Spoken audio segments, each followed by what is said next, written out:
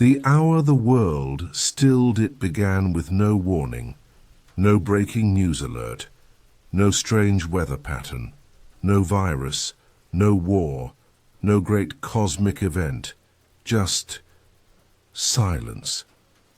At first it was subtle. One by one, across the globe, people began to feel unusually tired, not exhausted, not dizzy, just peacefully drowsy. A young woman in Tokyo paused while typing an email and yawned softly, rubbing her eyes. A baker in Paris, halfway through kneading dough, slowed his hands and leaned against the counter.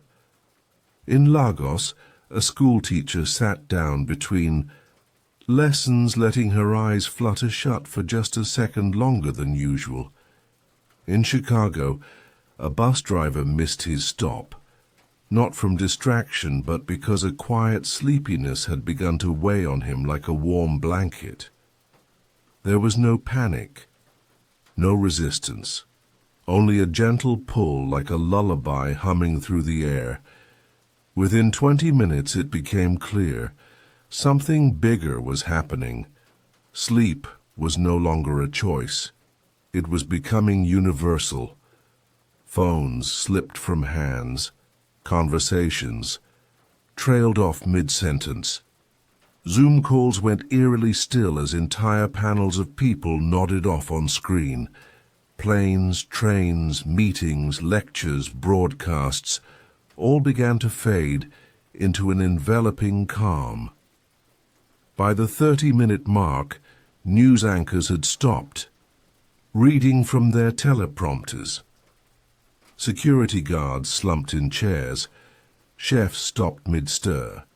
Taxi engines idled in traffic as drivers leaned gently onto their steering wheels, eyes shut. Even world leaders, those usually shielded from global crises, were not immune. The President of the United States, deep in briefing, laid her head on the polished wood table and sighed, slipping into rest like a child returning to a dream. In every nation, across time zones, borders, and beliefs, humanity surrendered. And then it happened. For the first time in history, every human being on Earth slept together at once. It was not a coma, not a tragedy, not death, just deep, warm, uninterrupted sleep. The world paused.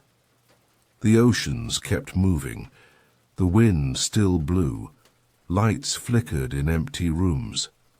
But every hand stilled, every voice hushed, every thought gently dissolved.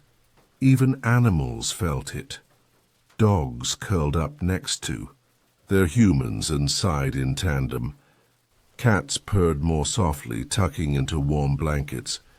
Birds nestled into trees without a song. Zoos were still, farms quiet, forests hushed. Machines, however, did not sleep. Cameras continued to record. Satellites transmitted signals to no one. Websites displayed unread headlines. Microwaves beeped into empty kitchens. The digital world ticked on, confused and leaderless. From orbit, Earth looked the same. Cities glowed softly. Cars rested on roads like toys. Fields stretched peacefully under starlight. But there was something in the air, something serene, the kind of silence that only comes after the end of a song, and before the start of another. And in this quiet, something unexpected bloomed. Dreams, billions of dreams, happening at once. Children dreaming of colors and space. Old men dreaming of memories long buried. Mothers dreaming of futures for their families. Artists dreaming of impossible worlds. Strangers, lovers, friends, all dreaming at once together. The dream world itself felt different. It stretched wider. It shimmered with connection. People who had never met stood side by side in shared visions, speaking languages without words, understanding each other through feeling, through presence. Some walked through golden fields with faces they hadn't seen in years. Others stood in places that no longer existed, cities before war, forests before fire, oceans before rising. In these dreams the world healed, not in reality, but in hearts, in minds, in the whispers of the collective unconscious. And time did not rush, it did not pull or push. It simply stood still, like a breath held gently between the past and the future. The world in sleep had entered a kind of peace it had forgotten it could feel. And as the minutes stretched into an hour, and the hour into something longer, the earth cradled its people in stillness. No one was afraid. No one was alone. No one needed to speak, because in this impossible moment, the entire human race, every culture, every class, every corner of the globe, shared the same silence. And for the first time, since time began, it rested, the dream that connected us all. The hour stretched on, but it did not feel long. There were no ticking clocks, no alarms, no schedules. The earth was unbound from time, floating gently through a sleep so deep it felt like something ancient had been remembered. In the dream world, the ordinary rules didn't apply. There was no gravity pulling thoughts down, no distance between minds, no fear dividing hearts. It started with a girl, no older than 7, dreaming of a meadow with silver grass that shimmered under 2 suns. She wandered barefoot, laughing, chasing butterflies with wings like stained glass. In her dream, she met a boy she'd never seen before. He wore a jacket too big for him and held a tiny carved boat in his hand. He asked, "Where did you come from?" She said, "I don't know, but it feels like we've met." They walked together. In the real world, they were on opposite sides of the globe, one in rural Nepal, the other in the Bronx, New York. And yet in this dream they shared something. Not language, not names, but knowing. A strange and comforting knowing. Elsewhere, an old man walked a hallway lined with doors. Each door opened to a memory, not only his own. One moment he was holding his daughter's hand the day she was born. The next he was watching a stranger's wedding. Then kneeling in prayer beside a woman whose name he didn't know, but whose sorrow he felt like his own. The hallway kept going, door after door, each memory not his, yet somehow familiar. Was he dreaming someone else's life? Or had the boundary between lives simply dissolved? This was the strange magic of the great sleep. The walls between people, usually so high, so guarded, began to fall. Pain was shared, but so was joy. Memories became gifts passed between strangers. Emotions traveled freely, like wind. A woman in Argentina dreamed of the sea, not the one near her, but one she had never seen before. It was the Pacific off the coast of Japan, filled with floating lanterns and gentle waves.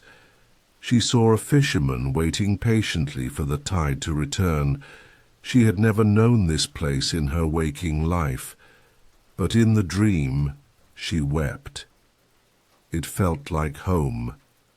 And then a voice, not loud, not commanding, soft, warm, like the voice of a loved one whispering just before sleep. It said, "Do you remember who you are? Without everything. People dreamed of themselves without phones, without jobs, without resumes, without labels. Not poor or rich, not popular or lonely, just human. They saw themselves as children again, as elders, as something more than what the world expected them to be, and for the first time in a long time they liked what they saw. Even the angry, the bitter, the broken, even they felt it. A quiet space opening inside them.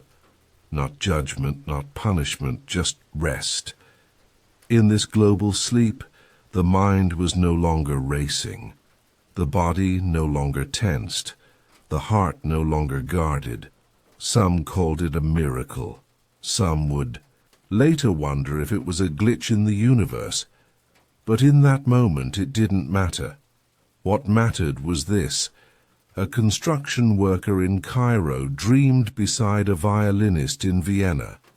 A mother of 4 in Manila rested near a retired soldier in Ukraine.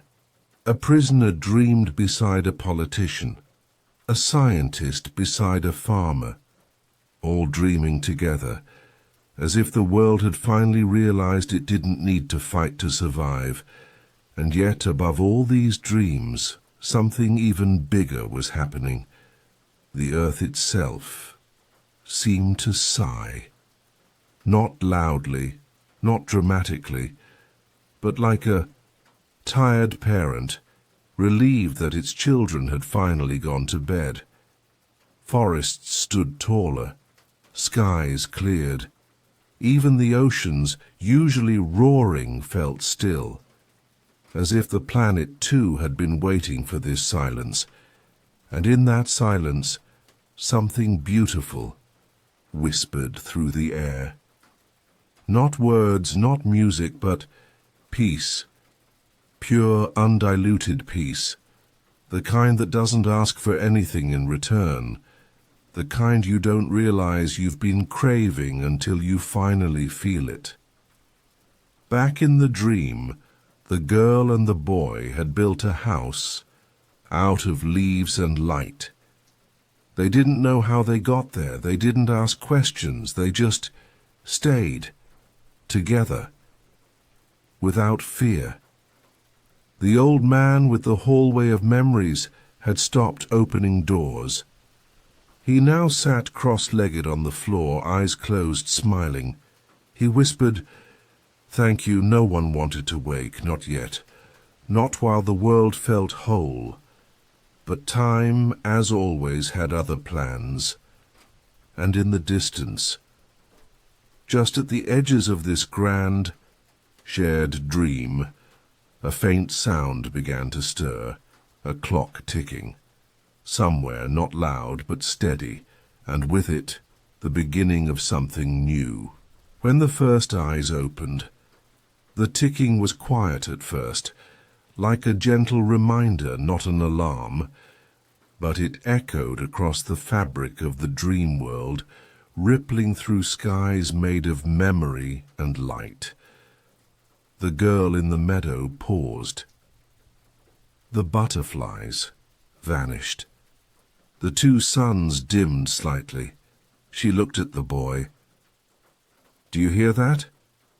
He nodded. "Yes. I think it's time."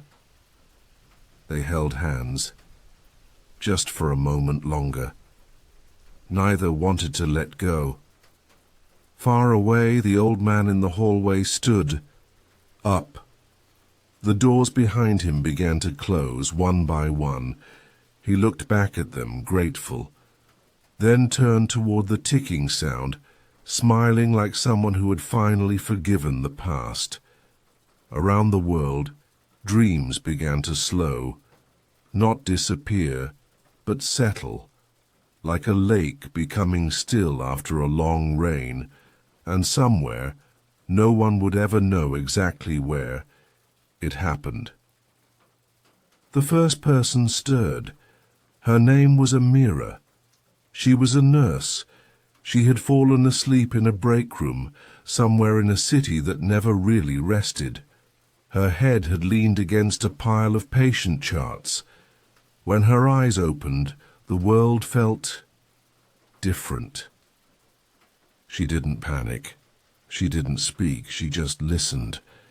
There were no beeping monitors, no footsteps in the hallway, no voices over intercoms, only silence. A kind of silence that felt clean. She stepped into the corridor and saw that everyone was still asleep. Colleagues, patients, security staff, all breathing, all peaceful. She didn't try to wake anyone. Some part of her knew it wasn't time. Amira walked slowly as if in a sacred place. Outside, the city remained lit, but no one moved. Cars stood frozen at green lights. Elevators stayed on the same floors. Shops glowed with open signs, but no customers came. It wasn't eerie. It wasn't frightening. It was gentle, like the entire world was still under a warm, weighted blanket. She looked at the sky, and for the first time in a long while, it looked truly blue. Even the clouds seemed softer.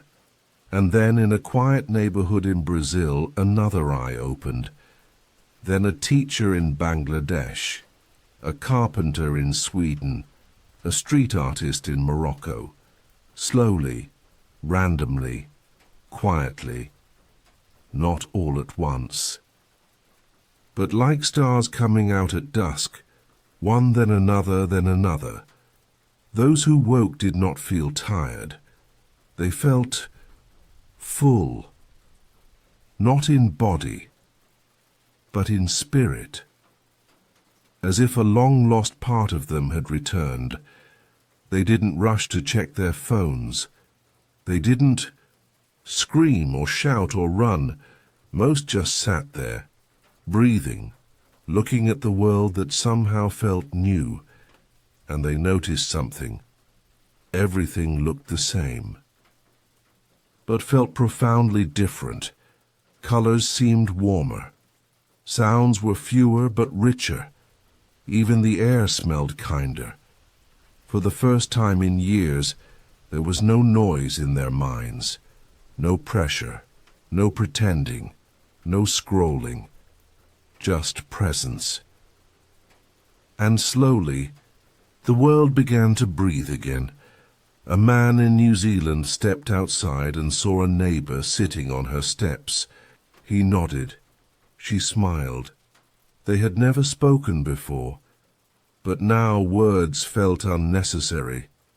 A child in Canada woke to birdsong, no rush for school, no screen in hand. She simply sat by the window, watching a squirrel leap from tree to tree, and still, the majority of the world remained asleep. Billions still held in the embrace of the dream. Those who woke early didn't try to fix anything, didn't restart the systems. They let the pause continue. They honored it. Some began to write. Others painted. Some sat in silence for hours, reconnecting with a self they had forgotten. A man in Seoul who had lived his life in meetings and numbers now sat in a chair in the sunlight and wept. He didn't know why. Maybe it was relief. Maybe grief. Maybe he didn't need a reason. And for the first time in history, silence became humanity's shared language. No government spoke. No broadcasts resumed. No corporations reopened. Not because they couldn't, but because they didn't want to. Not yet. The world had tasted rest. True, soul-deep rest, and waking up from that required more than noise. It required gentleness. It required care, and so the early wakers simply waited, not in frustration, not with urgency, but with a strange kind of reverence. They watched over the sleeping world, like caretakers, like dream keepers. They understood something now, something they hadn't known before. We don't always need to keep moving to be alive. Sometimes to truly feel human, we need to pause. A new kind of morning.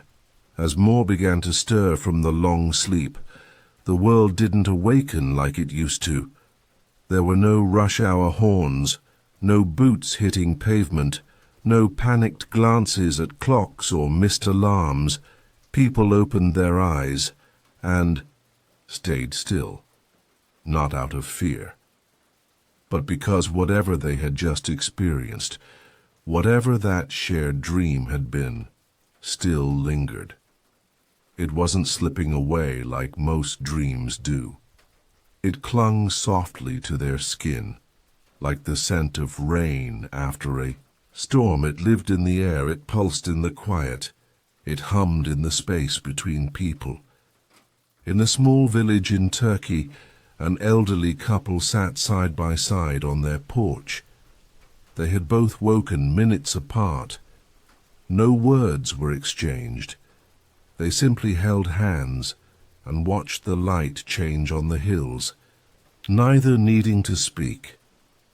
Across the ocean in Detroit, a teenage boy walked out into his street barefoot. He saw his neighbors, some awake, some not, resting peacefully on porches, in cars, on swings. There was no shouting, no noise. He waved at an older woman watering her plants. She waved back, smiling gently, her eyes still heavy with something unspoken, and slowly something new began to happen. People didn't return to their routines. They started walking, just walking, without phones, without music, without purpose, not to arrive, but just to be. Parents wandered through parks with children who didn't ask for screens. Young couples lay on grassy hills, staring up at clouds. Strangers exchanged glances that held weight, like they'd just survived something together, even if they didn't have the words for it. There were no sirens, no commercials, no internet rush. In fact, the internet itself was quiet. Not offline. Just still, people weren't checking for updates. They were living in the update. In a small cafe in Lisbon, a baker opened her doors, not to sell but to give. She placed warm bread on a wooden table outside. Beside it, a handwritten sign, "If you're awake and hungry, you're welcome." No money, no questions. And still nothing was taken greedily. Further east, in a temple surrounded by trees, monks sat in a circle with those who had wandered in. No rituals, just presence. For the first time in memory, humanity wasn't rushing back. It was moving forward, but slower, softer, wiser, and across the still sleeping parts of the globe, the dreams continued. In South Africa, a woman dreamed of flying, not with wings, but simply by thought. She soared over golden fields, feeling free in a way she hadn't since childhood. In Russia, a boy dreamed of playing chess with a version of himself from the future. They didn't talk, but every move carried understanding. The game never ended. It didn't need to. And in these dreams there was no war, no debt, no hatred, only possibility. Some dreamers met again, finding each other as they had in earlier visions. The girl from the meadow met the boy with the boat once more, this time beside a river that sang softly as it flowed. They didn't need to ask why they were there. They simply built a paper bridge together and watched it float down the stream. In a way, the dream world had become its own realm, a place of connection, of emotion, of peace. Those still asleep held the dreams in their hearts. Those who had awakened carried them like seeds in their palms, and no one was trying to explain it. No theories, no debates, no headlines shouting, "Global sleep mystery solved." Because for once people didn't need answers. They needed silence. And in that silence they were beginning to understand. Maybe the earth had put them to sleep, not as punishment, not as control, but as healing. Like a parent turning off the lights, whispering, "Just rest, the world will wait." And now, waking slowly, humanity wasn't sprinting into the day. It was listening to the wind, to their breath, to each other. A boy in India sat beside his grandmother, both sipping tea without a word. The birds chirped around them, and when she finally spoke, she said only this, "Maybe we needed this." He nodded, and for the first time in years truly believed her. The world between sleep and wake by now, nearly half the world had opened its eyes. Not in a sudden rush, but in ripples, like petals unfolding to the sun, one by one. Gently, the other half still rested, still dreaming, still cradled in that mysterious calm. But those who were awake didn't rush to disturb them. They let them sleep. They guarded that sleep like something sacred. The cities were quieter than anyone had ever known.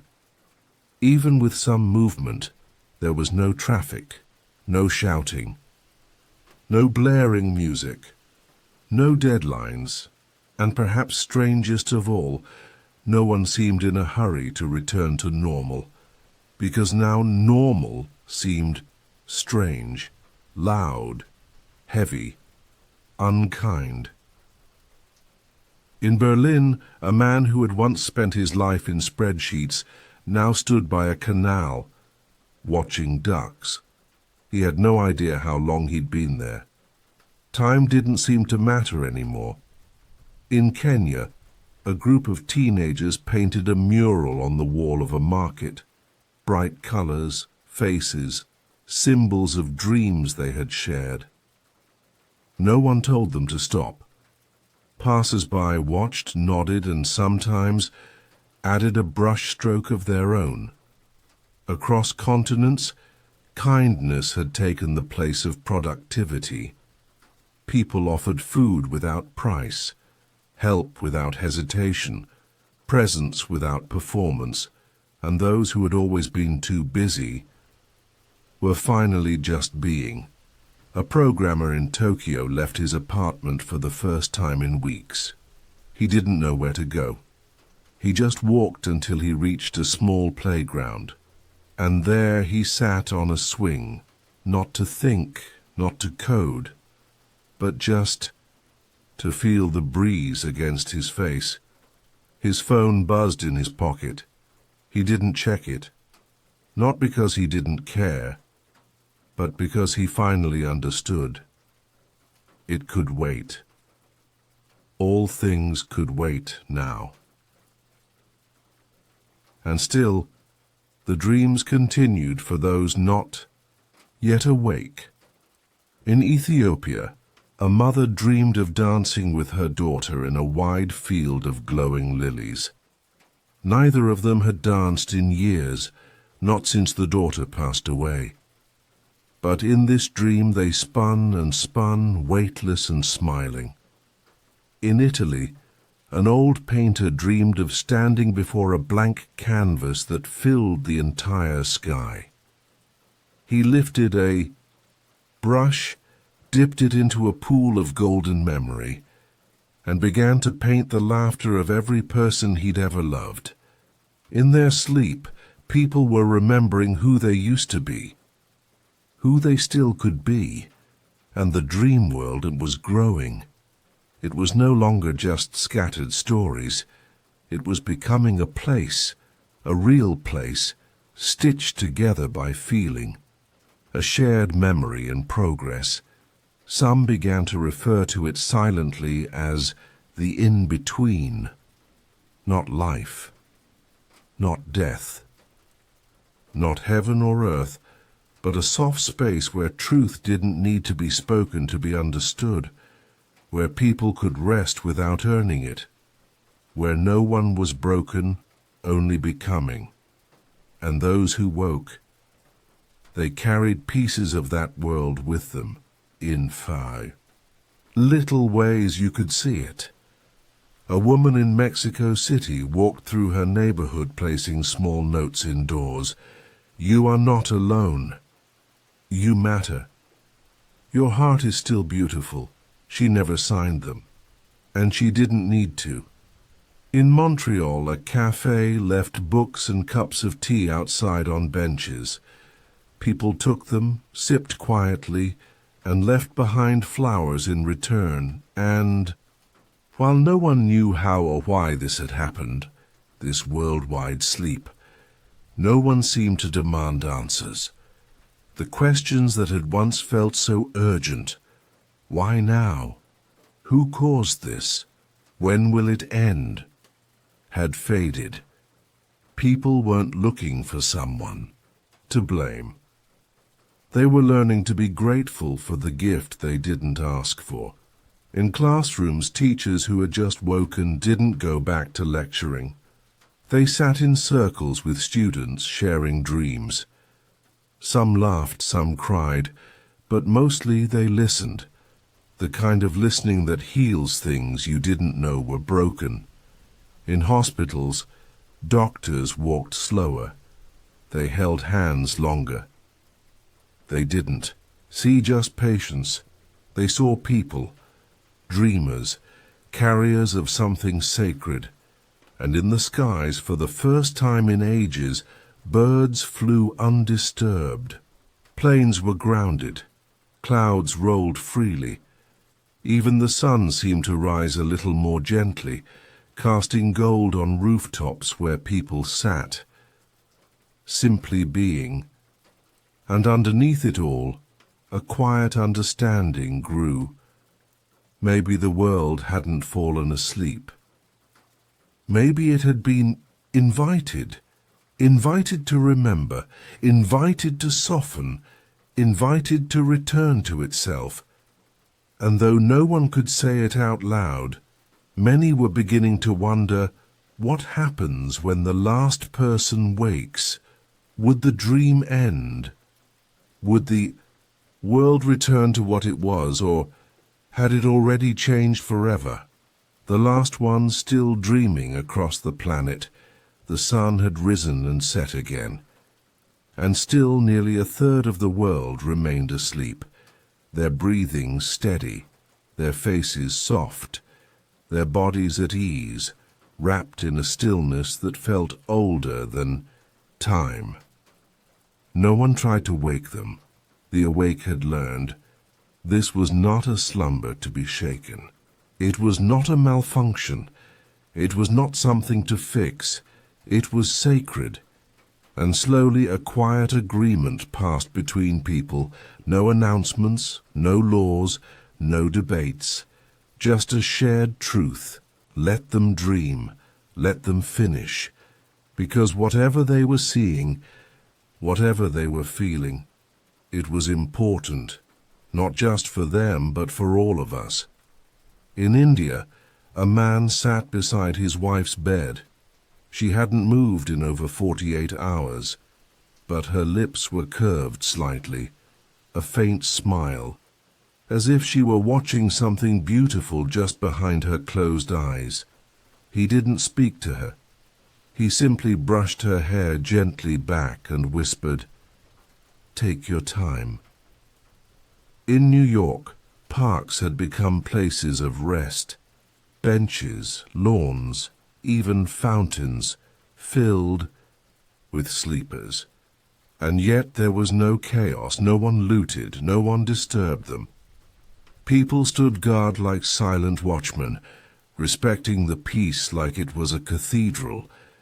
There was music again, but not concerts. Soft songs played on porches, handpans, flutes, harmoniums, no lyrics, just tones that felt like lullabies for the soul. And still the dream world held strong. Those inside it now walked landscapes made from pieces of all humanity. Deserts with glowing constellations. Forests where trees whispered secrets in forgotten languages. Rivers that carried memories. Like leaves, there were gatherings in the dream world, circles of people sitting together around invisible fires. Sometimes they spoke, other times they just rested with one another. There were no names, no introductions, but somehow they all knew each other. They were connected by feeling, by memory, by pain, by hope. An old woman from Norway and a young boy from Somalia sat side by side, watching butterflies made of light swirl above them. Neither said a word, but both wept, tears not of sadness, but of release. And somewhere, in the dream, a door appeared, tall, wooden, carved with thousands of tiny symbols, faces, stars, feathers, waves. Some dreamers began to walk toward it, slowly, as if guided by instinct. They knew the time to wake was near, but no one rushed through, because crossing that door meant saying goodbye to something they may never feel again. A stillness so deep it touched their bones, a togetherness that asked for nothing. Those already awake felt it too, the shift, the gentle hum beneath the silence, growing softer, preparing to fade. They stood at windows, sat by sleeping loved ones, watched for signs that the dream was nearing its final chapter. In Ghana, a group of musicians played a soft rhythm by firelight, waiting. In Poland, candles were lit in windows, a welcome for those about to return.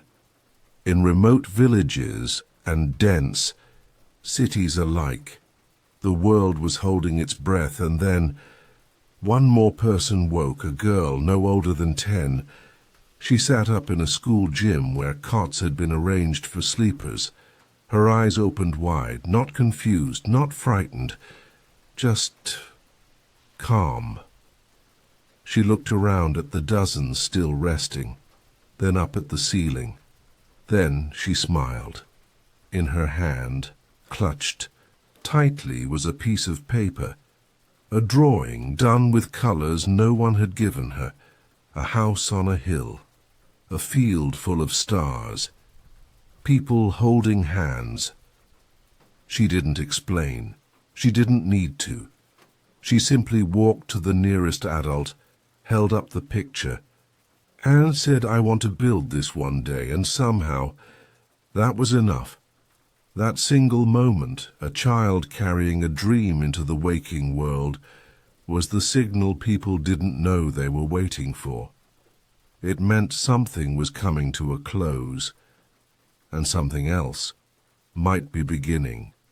Not a return, not a reset, but a remembering, because now the question was no longer, what if everyone fell asleep at the same time?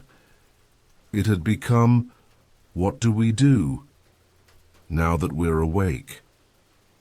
The gentle rebuilding. The world did not wake up in a roar.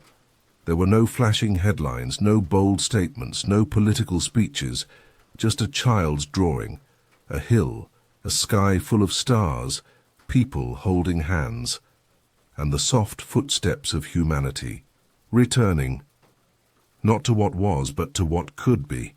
It was not a rebuilding of cities. Skyscrapers still stood, Wi-Fi still worked. The machines of the world had kept humming in the background, but something deeper had changed. It was the rebuilding of rhythm, of meaning, of connection. In a mountain town in Peru, people began to clear a field, not for a factory, not for profit, but for a garden. They planted herbs from their grandparents' time. Seeds that had slept for decades were now placed gently into soil, still damp with morning dew. In a suburb in Australia, a woman who had always rushed past her neighbours now knocked on each door. She didn't bring a sales pitch. She brought bread and quiet company. The children were the first to truly step into this new rhythm, because they hadn't forgotten how to wonder. They hadn't buried their imaginations beneath deadlines. They built forts from blankets in town squares, chalked entire cities onto sidewalks, wrote notes to the sky and tied them to balloons, not to send messages out, but to lift feelings up. In the dream world, fewer and fewer people remained. The great shared dream was slowly dissolving, like a tide pulling gently back from shore. Those still within it were not panicked. They had seen what they needed to see, met who they needed to meet, felt what they had long forgotten to feel, and one by one they approached the great wooden door. Some bowed before it. Some kissed it. Some whispered thank you into the silence. And then they stepped through, back into the world. Not the same world. Not quite. Because even though the streets looked the same, and the buildings stood where they always had, people's eyes had changed.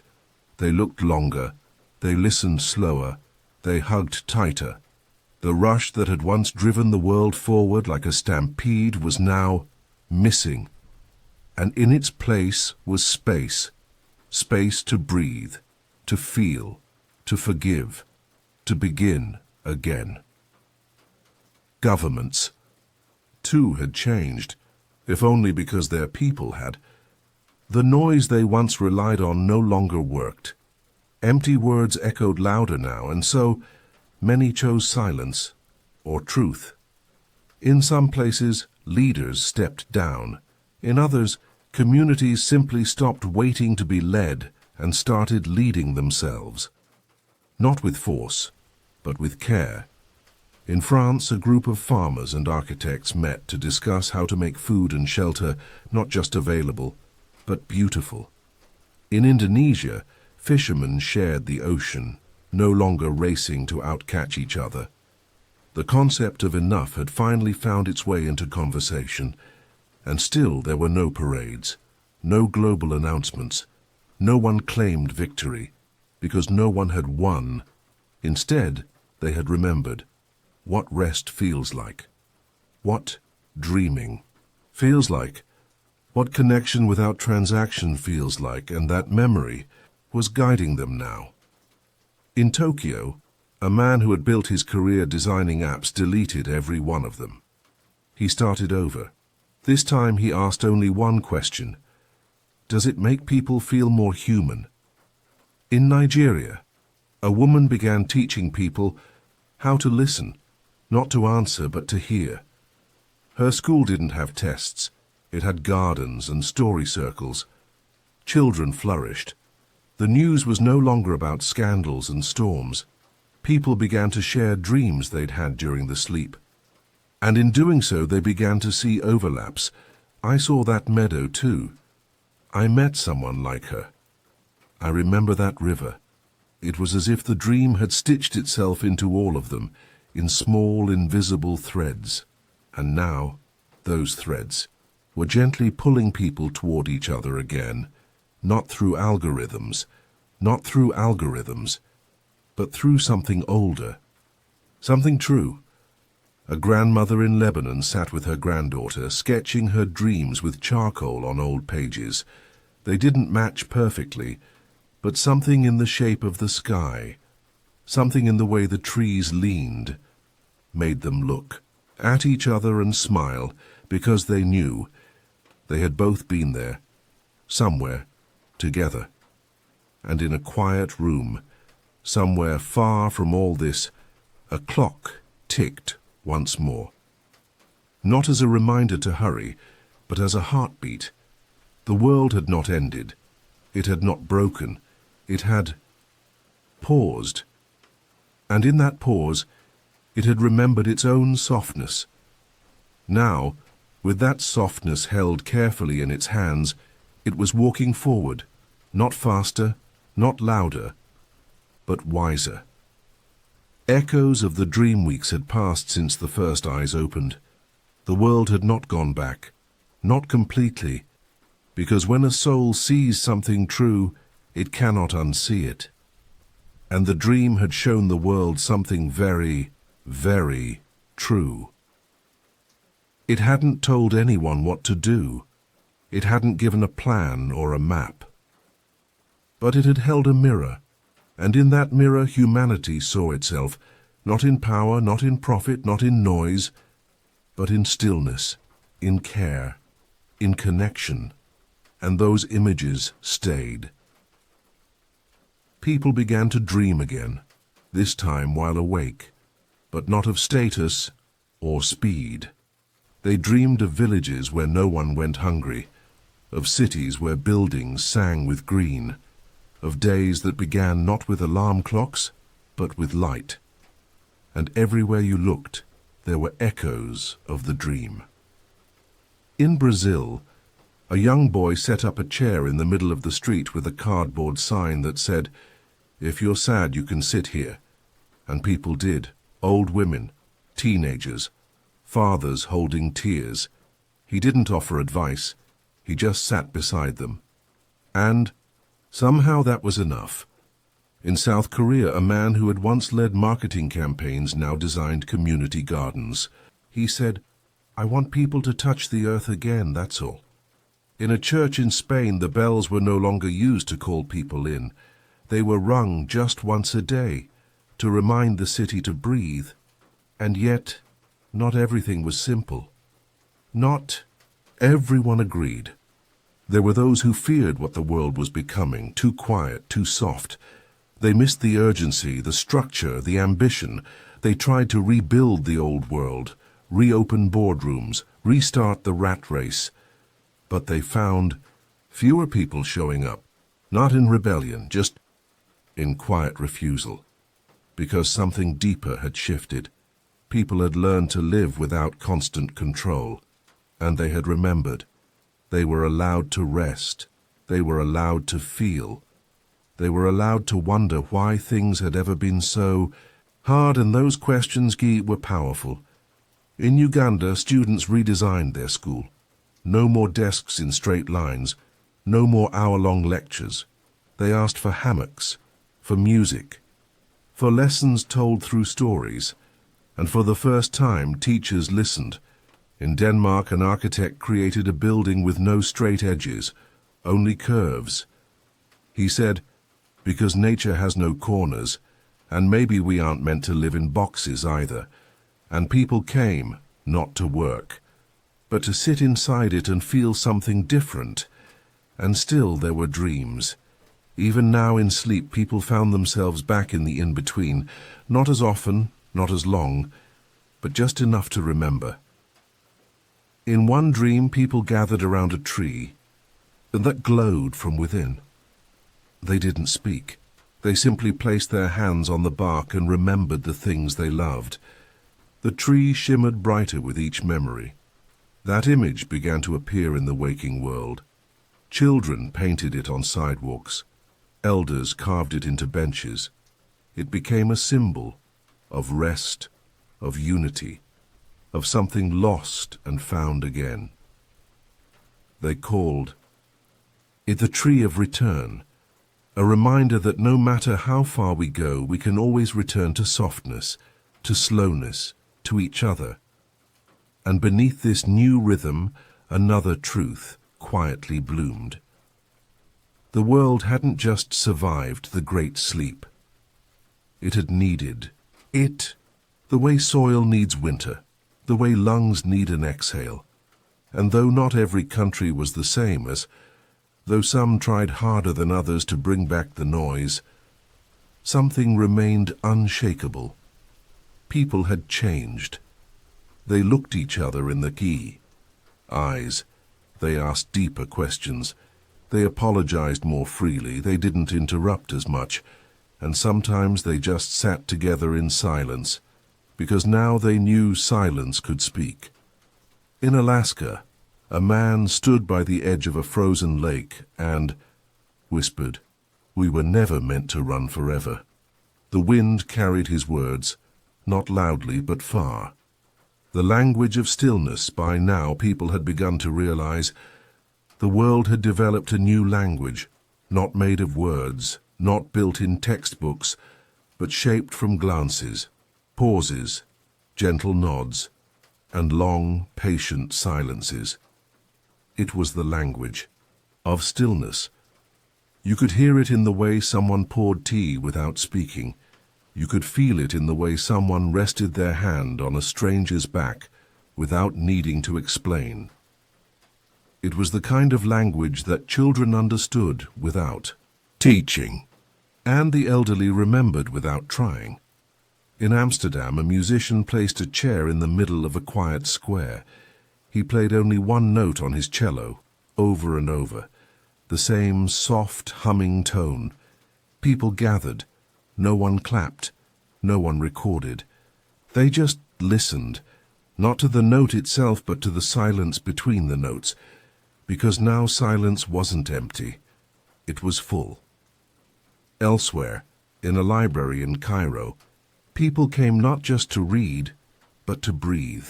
The librarians added small cushions in corners, removed the clocks, and left handwritten notes inside books. You don't need to finish, you just need to feel. In Seoul, someone placed a small chalkboard in the street. On it, they wrote a single question each day. What moment made you pause today? By noon, the board was always full. People scribbled answers in different languages. A bird on my windowsill. My daughter brushing my hair. I saw my own reflection and didn't look away. The world was remembering itself, not through ambition, but through attention. And with that attention came healing. People began to notice pain they had ignored, the ache behind their smiles, the heaviness in their bones. And for once, they didn't push it away. They sat with it. They shared it. Not to be fixed, but to be witnessed.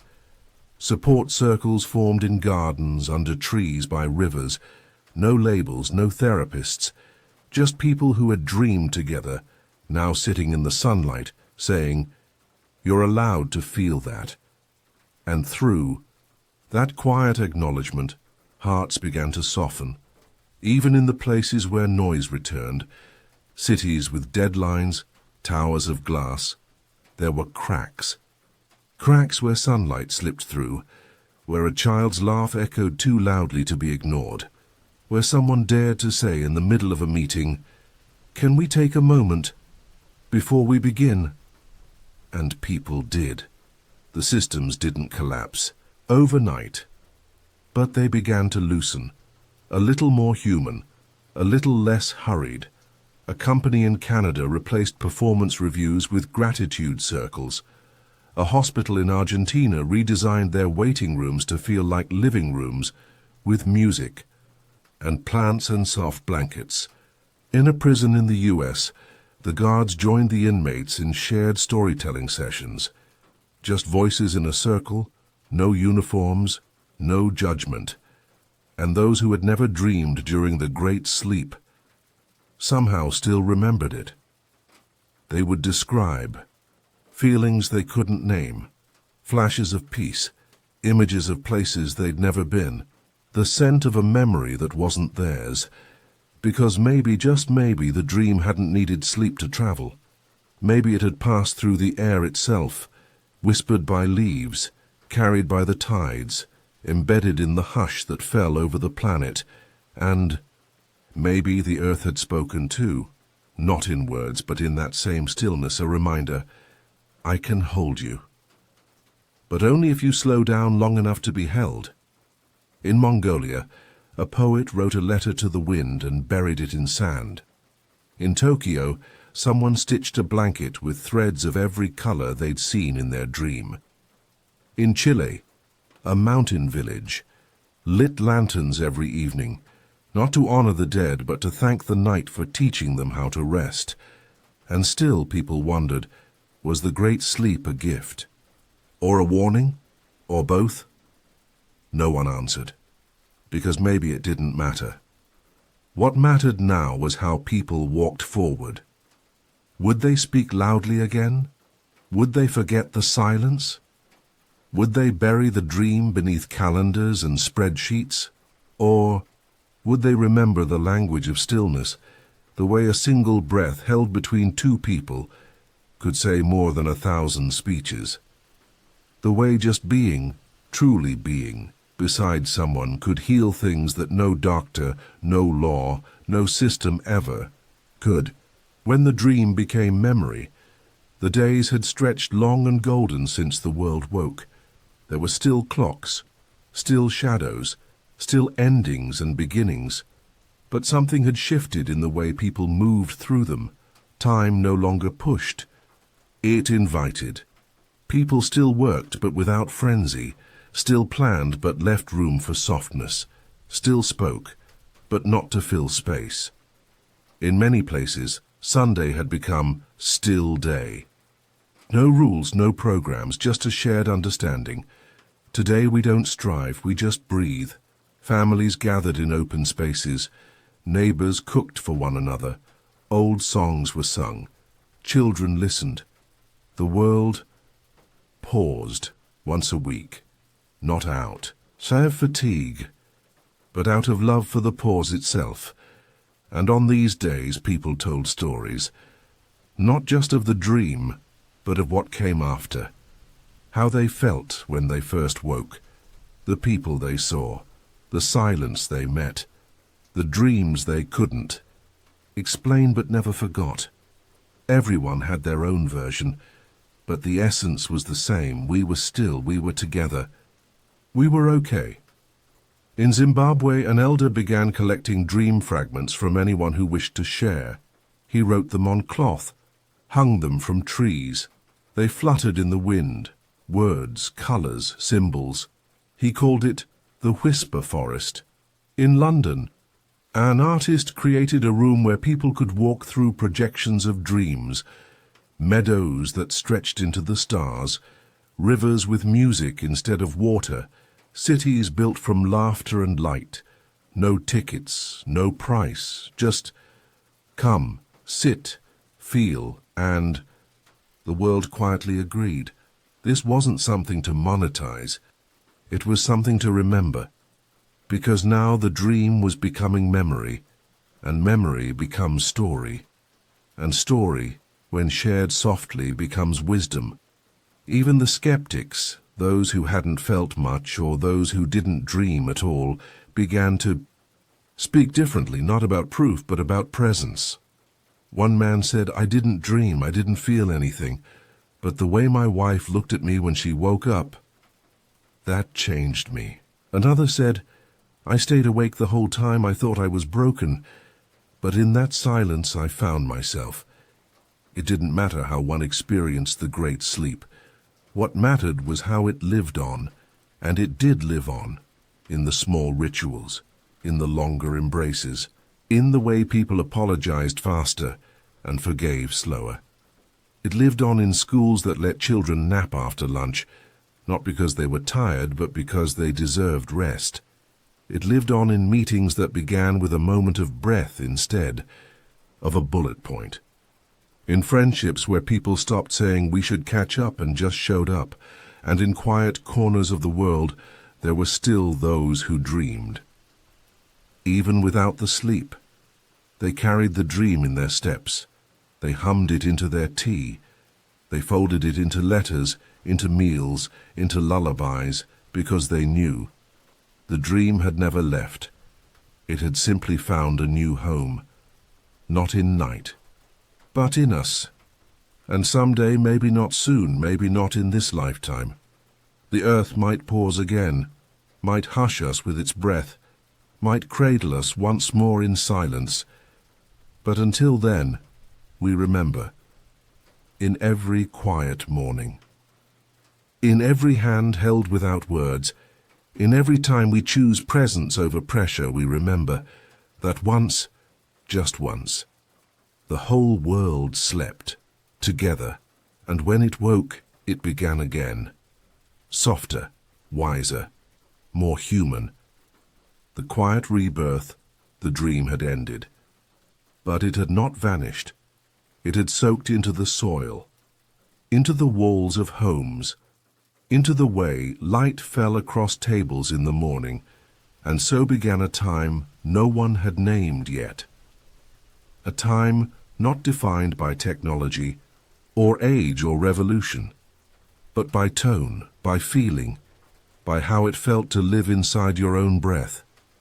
Some called it the gentle era. There were no grand announcements, no borders redrawn, no new leaders crowned. But in every corner of the world, something began to rise, not quickly, not forcefully, like plants growing between cracks in the pavement, persistent, soft, inevitable. People were learning to rebuild, not industries or empires, but values. In Finland, a town chose to stop grading children. Instead, teachers met with students, turned to trees and asked, "What lit up your heart this week?" In Morocco, an entire neighborhood came together every evening to cook a single shared meal. They rotated kitchens. No money was exchanged, just time, just care. In South Korea, libraries opened gardens instead of expanding shelves. They called them story fields, places where people could sit, grow herbs, and talk about what they were, too afraid to write down. Government still existed, but they no longer held the final word. Communities had learned how to speak for themselves, softly, firmly, kindly, and in those spaces where old systems had broken down, new ones didn't. Rush in to replace them. There was no panic, only patience. People had seen what happened when the world kept running. And now they were learning what it meant to walk.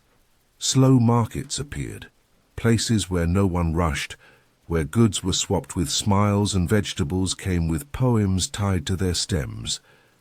Doctors added time between appointments, not for paperwork, but for sitting beside their patients, for asking sincerely, "And how is your heart?" Some businesses never reopened, and no one mourned them. Because in their place, gardens grew, bookstores re-emerged. Music played in old factories, and dancers practiced in spaces once lined with cubicles. Even language was changing. People stopped saying, "Sorry, I'm late," and started saying, "Thank you for waiting." They stopped asking, "What do you..." and started asking, "What do you love learning about?" The shift was subtle, but it spread. Even in cities once known only for speed, slowness became a form of wisdom. In Tokyo, you could sit in silence beside a stranger for an hour without discomfort. In Manhattan, people left handwritten notes on park benches. Today, I noticed the leaves. The breeze felt like a memory. I cried for no reason, and I let myself. And in all of this, people had begun to feel safe being human again, flawed, tender, open. No one was trying to be perfect anymore. They were just trying to be real, to be kind, to be here. Even grief changed. People stopped hiding it. They held grief like a companion, walking slowly beside it instead of burying it under work and distraction. Memorials were no longer marble statues. They were trees planted in circles, places where laughter and tears mingled like sunlight and rain.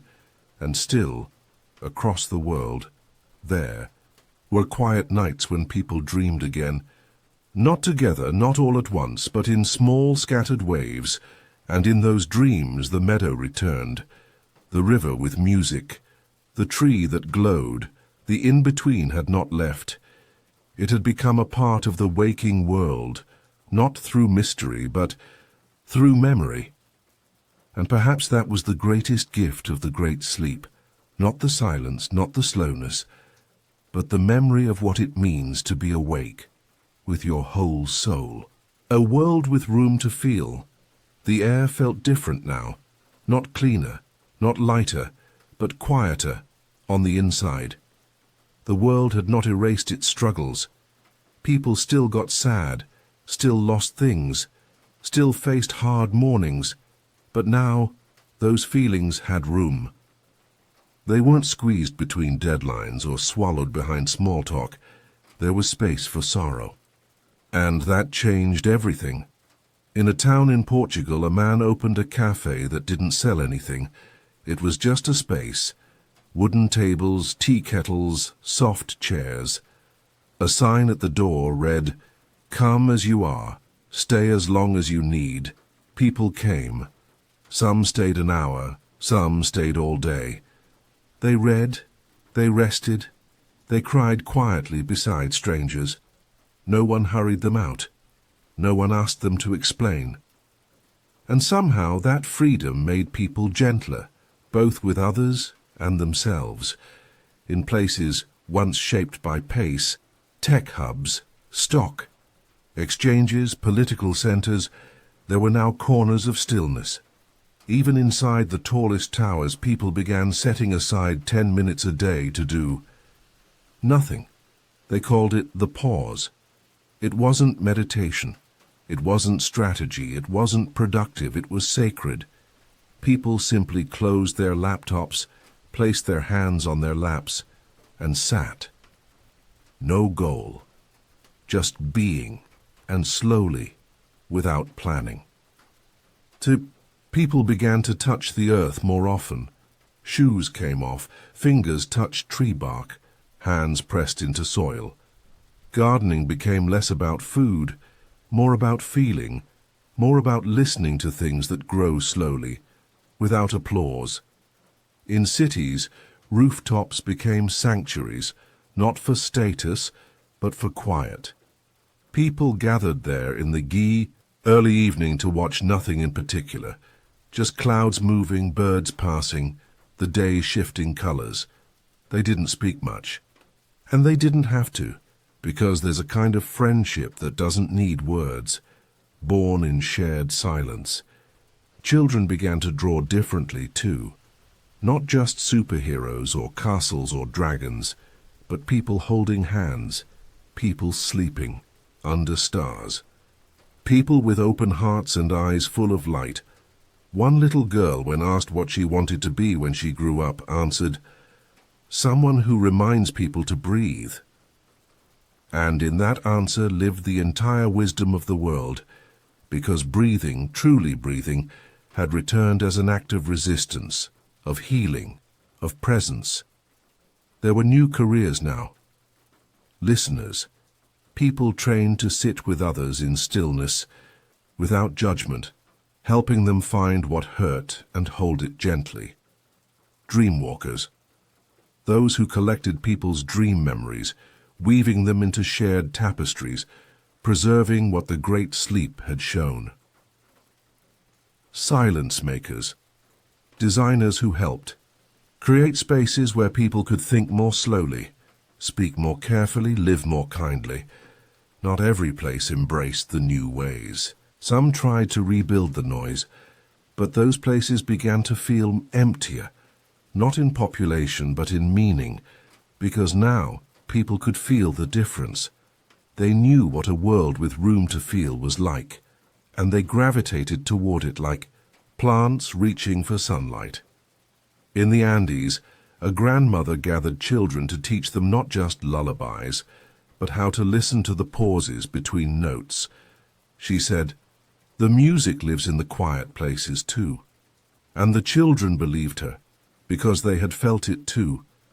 In that long sleep, in that shared dream, in that breath the world had taken together. And now they carried it forward, not as a memory, but as a way of life. The return of meaning. The world no longer needed everything to make sense, but the things that did, they meant more now. A handwritten note, a warm bowl of soup, a quiet glance across a room that said, "I see you." These simple gestures had become sacred, not because of what they accomplished, but because of what they offered. Presence, real presence. There was a time when people filled every quiet space with noise. Podcasts, updates, music, messages. Silence had once felt awkward. But now it was precious. In Nepal, a group of monks invited tourists not for tours or photos, but for silence walks. No phones, no guides, just a slow journey through nature together. No one said a word, but many wept by the end. In Los Angeles, a once busy street had transformed. Cars were replaced by cushions. Chalk poems covered the pavement. And every Friday night, people gathered to sit in a giant circle under strings of soft lights. They shared what they were grateful for, not as performance, but as release. One man said, "This week I forgave myself." A woman whispered, "I remembered my father's laugh." A child said, "I made a bug house and it worked." And the circle clapped softly, not for the accomplishments, but for the truth inside them, because in this new world, truth was enough. There were no likes, no metrics, no filters, only real, messy, beautiful human truth, the kind that lives in shaky hands and trembling voices and wide, hopeful eyes. Work had changed too. People no longer asked, "What do you do?" as a measure of worth. Instead, they asked, "What makes you feel alive?" And the answers were things like, "Watching my son sleep," "Baking bread and giving it away," "Making music that only I may hear." The word success had softened. It was no longer tied to speed or money. It meant something else entirely, to live in a way that didn't betray your heart. And slowly rituals returned, but not the kind that followed strict lines. The kind made by hands and hearts. In villages in India, women began painting the dreams they'd had during the Great Sleep onto walls. Images of stars, bridges, and hands held across oceans. In Ireland, fishermen built wind chimes from old boat scraps. They said, "Let the wind speak, we've spoken enough." In Korea, people wrote their griefs on rice paper and floated them on rivers at dusk, watching as water carried them, not away but forward. And still, the memory of the dream endured, not as a specific place, not as a story with a clear beginning or end, but as a feeling, a tug in the chest when someone held the door, a warmth in the hands when offering food, a shiver of calm when the sun touched the skin. That feeling had a name now, different in every language, but it meant the same thing everywhere. I remember what we shared, and I carry it with me. Children grew up knowing it not as history, but as heritage. They didn't ask what happened during the sleep. They asked, what did it teach us? And the answers came gently. To slow down, to pay attention, to love louder, to listen softer, to remember that rest is not weakness, it's wisdom. We started to sing. Again, for a long time, people had forgotten how to sing, not professionally, not on stages or in studios, but freely, in kitchens, on rooftops, in bathtubs, beside loved ones, alone. After the great sleep, the songs began to return, first as hums, then as half-remembered lullabies, then as voices unafraid to crack, to tremble, to soar. Not everyone sang with perfect pitch, but everyone sang with feeling, and that, at last, was enough. In Brazil, two brothers started, hosting open window nights. They opened every window of their apartment, lit candles and played a guitar between them. Neighbors would open theirs too, joining in with whatever they had: a violin, a whistle, a saucepan and a spoon. The whole block became a gentle orchestra. No audience, no spotlight, just joy. Shared in the dark, drifting between buildings like fireflies. In Ghana, grandmothers passed down songs they hadn't sung since they were girls. Songs of harvest, songs of waiting, songs of reunion. And in Paris someone wrote a love song, not to a person, but to the silence itself. They sang it in train stations and alleyways. People paused, listened, smiled, because the world had learned something during its long rest. To be alive is to feel deeply, and to feel deeply is to create. It didn't matter if the creation was small, a carved spoon, a handwritten note, a garden planted for strangers. People began making things again, not to sell, not to compete, just to offer beauty where before there had only been noise. A man in Greece painted stones and left them along pathways, each one carrying a word. Breathe.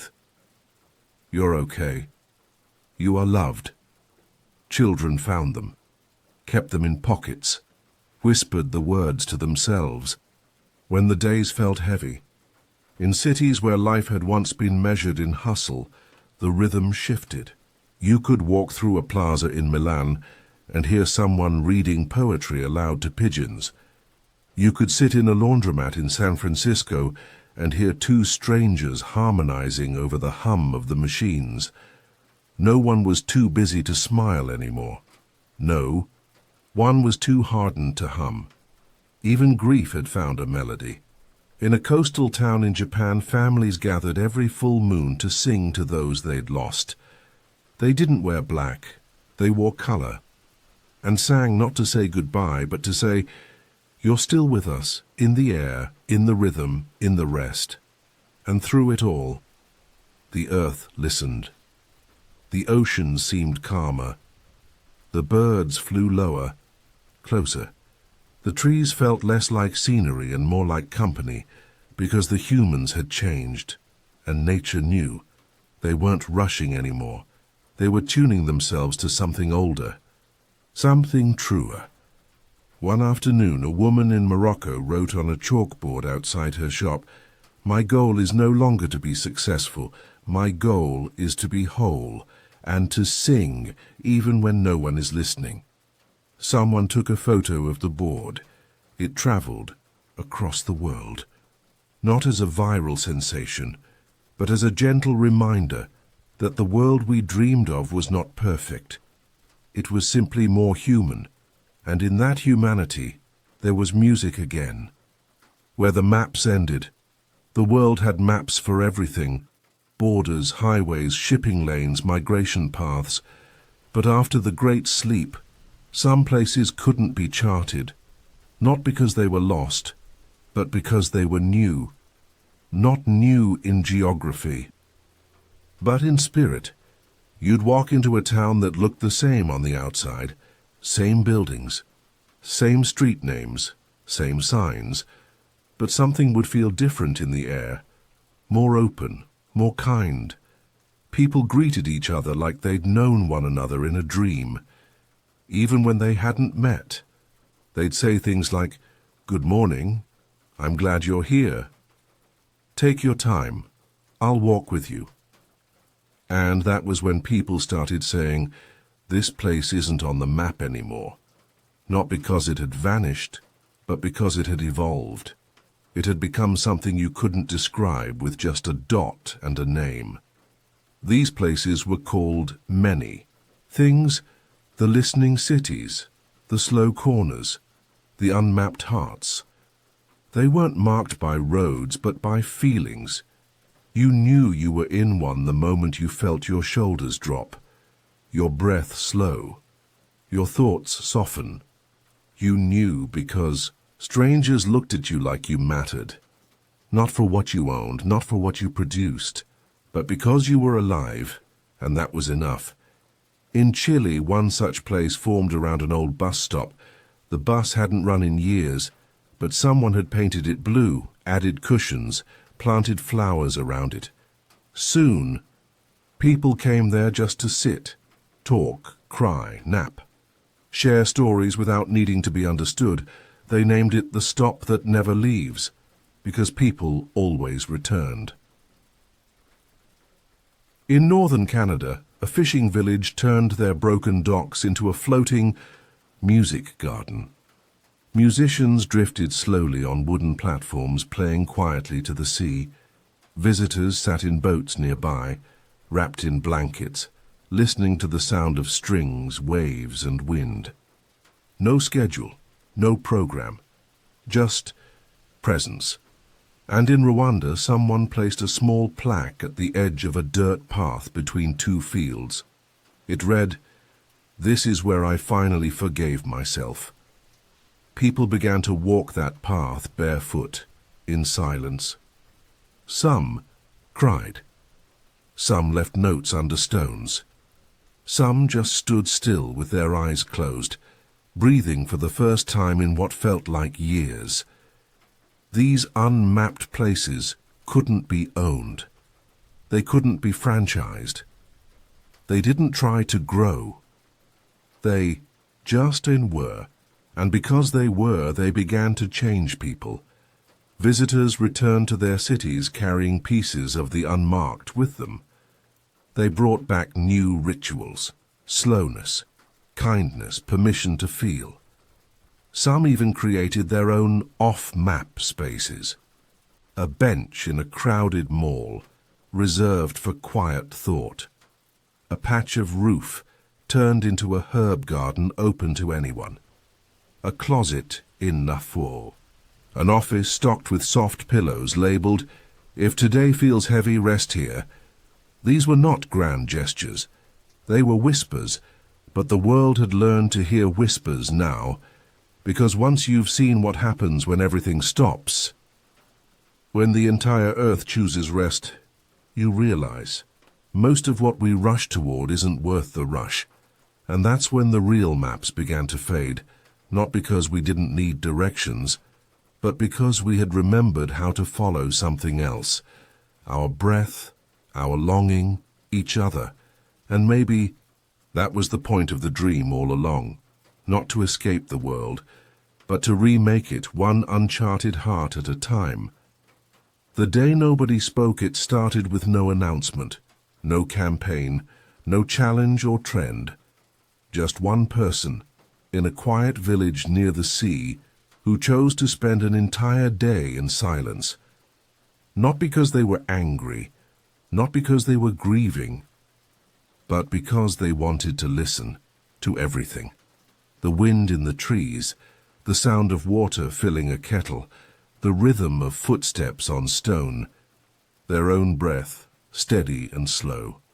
They spent the whole day moving carefully, watching the world without trying to name it. And when people spoke to them, they simply smiled and placed a hand over their heart.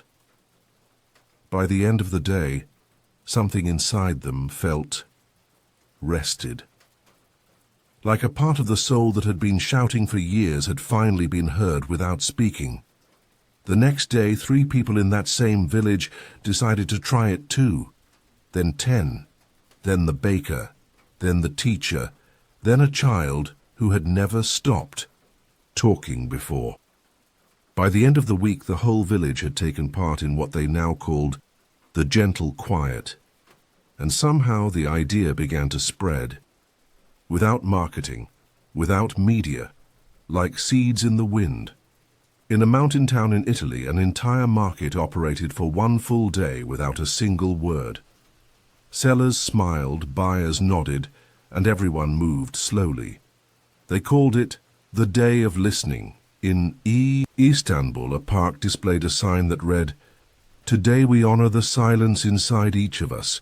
Speak only if moved by love or truth." No one enforced it. No one had to, because the world had changed. People understood now. Silence wasn't empty. It was sacred. On that day, across time zones and countries, people remembered what it felt like to not explain themselves, to feel an emotion and not describe it, to see beauty and not reach for a camera, to hear the world, not through headlines, but through birdsong, laughter, distant chimes. And what they discovered was this: when no one spoke, something else did. The trees, the ground, the spaces between people. In New Zealand, a woman who had been grieving for years finally walked through her garden in silence. No phone, no music, just the wind. She whispered to herself, "I didn't." No peace could sound like this. In South Africa, an elderly man sat in a square where teenagers usually gathered. They were all quiet that day, not because they were told to be, but because together they had decided to listen. One of them handed him a flower. He pressed it to his chest. They sat side by side for an hour without a word. When the sun began to set, the silence ended, not abruptly, not with applause, but with a collective exhale, a moment shared by millions, even if they'd never meet. And from that day on, people began to make space for silence in their lives, not as escape, but as a way of honoring everything that didn't need to be said. They left pockets of time open in their calendars, walked without earbuds, sat beside one another without the need to fill the air. And slowly, a new kind of trust was born. Trust. That silence doesn't mean something's wrong. Trust that not everything needs to be fixed. Trust that being together, quietly, is sometimes the most healing thing of all. That day became known around the world as the Day Nobody Spoke. And each year, people marked it, not always on the same date, not always in the same way, but with the same intention, to return, even for a few hours, to the stillness they once shared with the whole world, to remind themselves that peace isn't always something you hear. Sometimes it's what remains when the noise disappears. The children who remembered everything. The youngest among us were the last to forget, not because they held on to the facts, dates, times, the technical details of the Great Sleep, but because they held on to the feeling of slowness, of magic, of belonging without trying. They were the ones who didn't ask, "What happened to the world?" They asked, "Why did it take so long for us to live like this?" They remembered the glow of the dream, the tree that shimmered, the rivers that sang, the doors that only opened when your heart was honest, and more importantly, they remembered how it felt to be safe enough to rest, so they began to recreate it, everywhere, not with apps, not with buildings, but with play. In Argentina, a group of children built a dream village out of cardboard and cloth in an empty lot. They gave each house a name: the House of Laughter, the house where you can cry, the house with no rules except kindness. Adults tried to help, but the children said, "Just watch," and so they did. In Vietnam, a classroom of students refused to have a top score. They made their own system, where points were earned for listening, noticing beauty, helping someone without being asked. They called it the Heart Scale. When an official tried to correct them, one child wrote, "We already know how to be smart. Now we're practicing how to be soft." In New York, kids started drawing chalk portals on the pavement, each one labeled with dream destinations, a sky full of pillows, a forest where you meet your past self. The world before it forgot how to nap, and people, adults, strangers, began stepping over them, closing their eyes for a few seconds, imagining. It wasn't pretend. Not really, it was remembrance, because children weren't trying to go back. They were trying to keep us from forgetting. In Lagos, a boy told his teacher, "We should have dream class." When asked what that meant, he explained, "A quiet hour where everyone draws what they wish the world could feel like." The school added it to the timetable, and parents began asking if they could join too.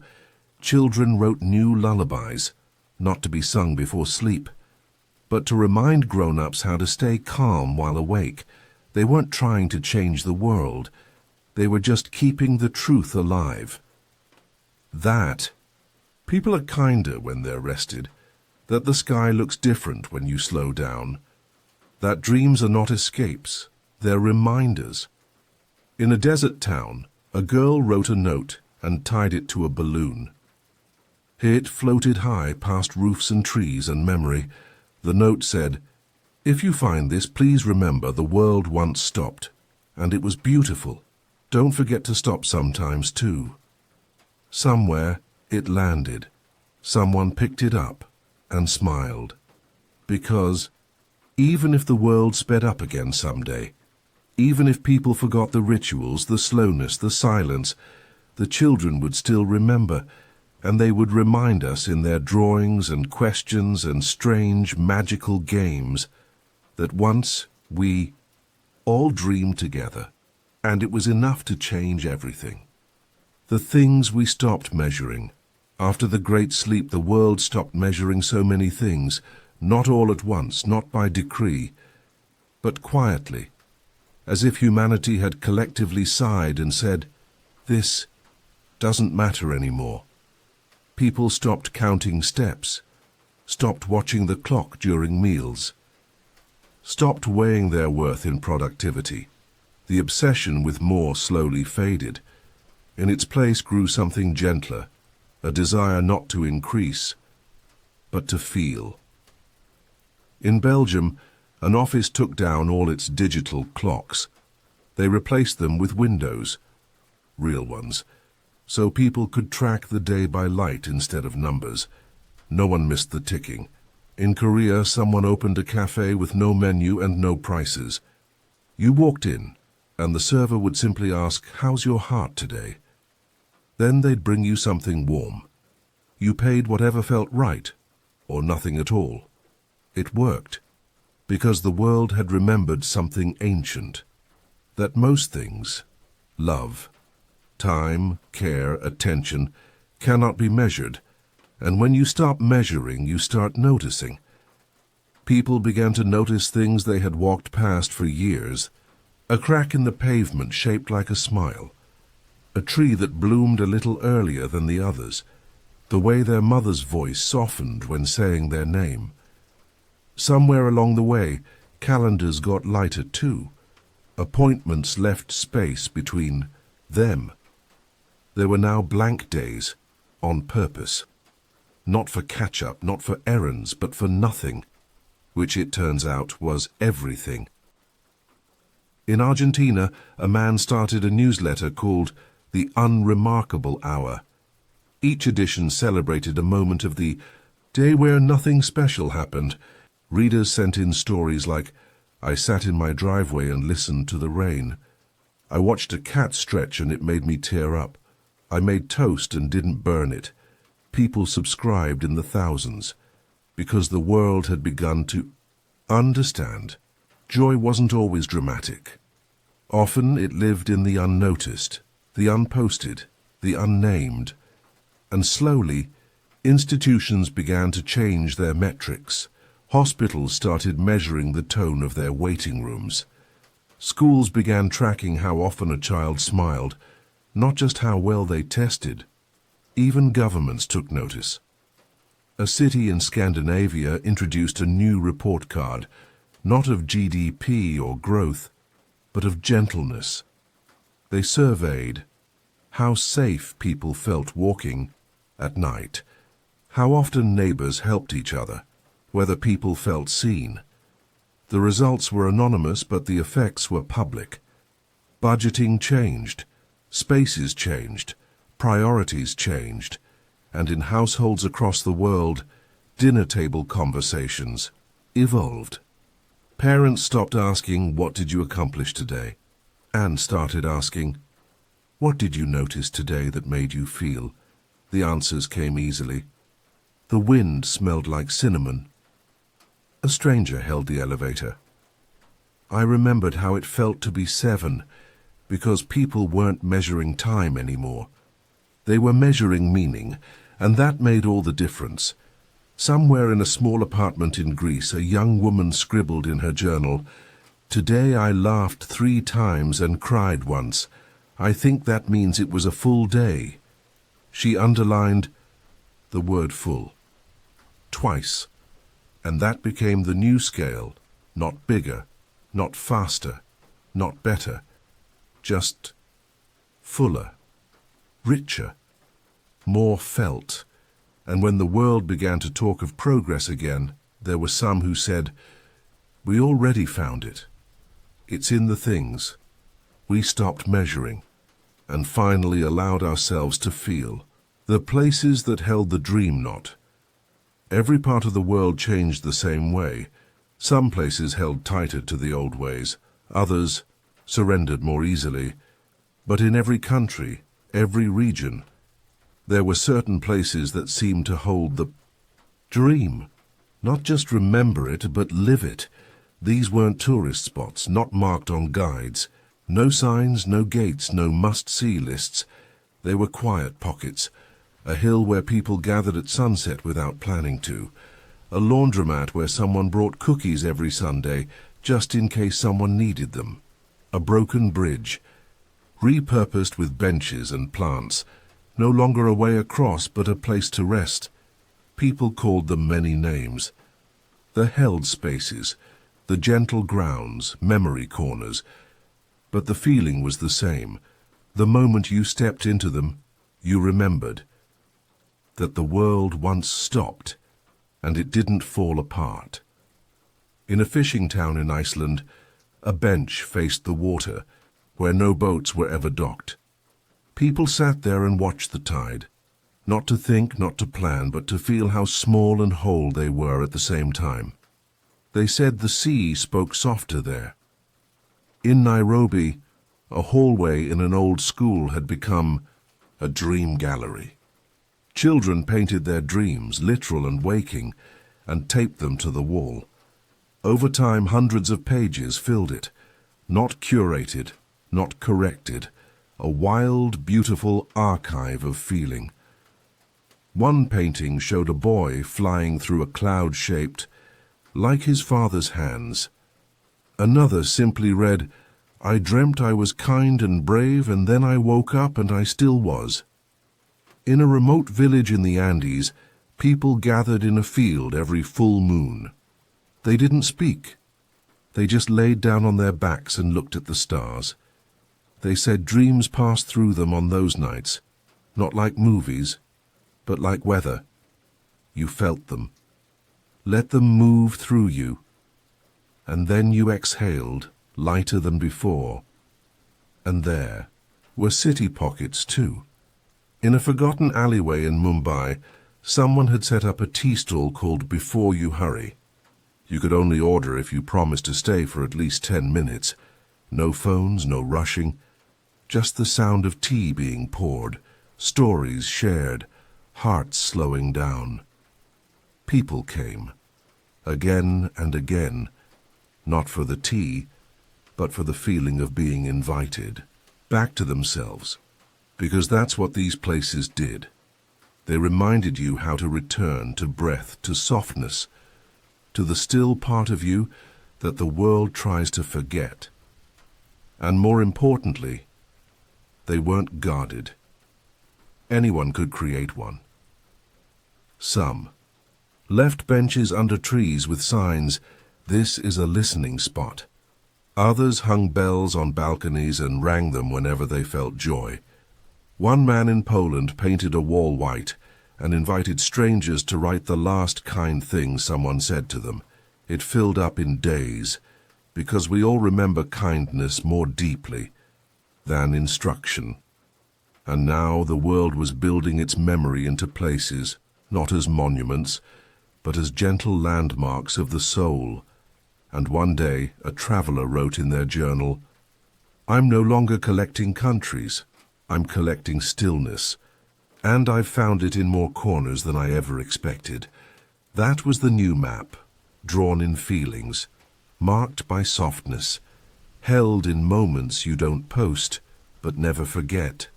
And in these places, the dream still lives, quiet, warm, patient, waiting for anyone who chooses to slow down enough to step back in.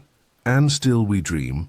It has been many seasons now since the world fell asleep together.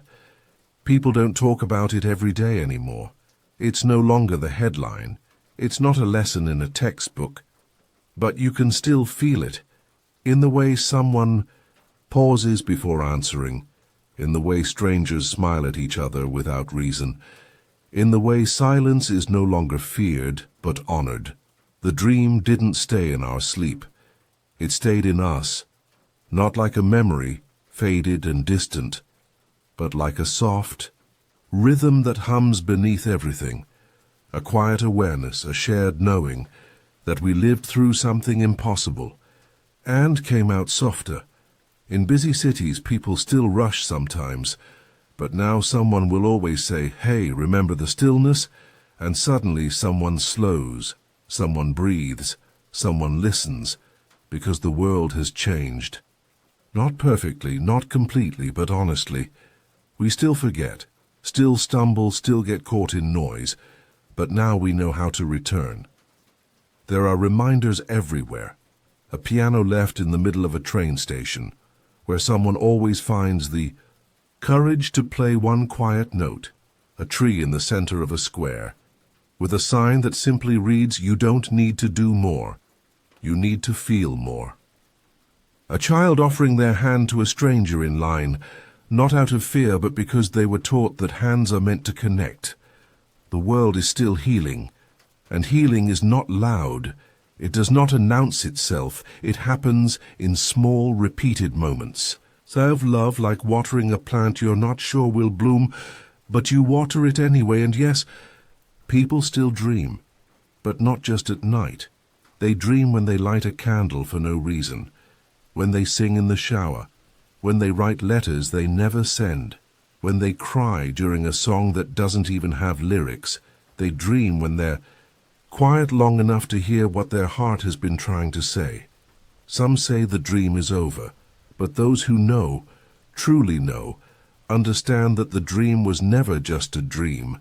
It was a remembering of who we are when we stop rushing, when we rest together, when we hold each other with nothing but presence.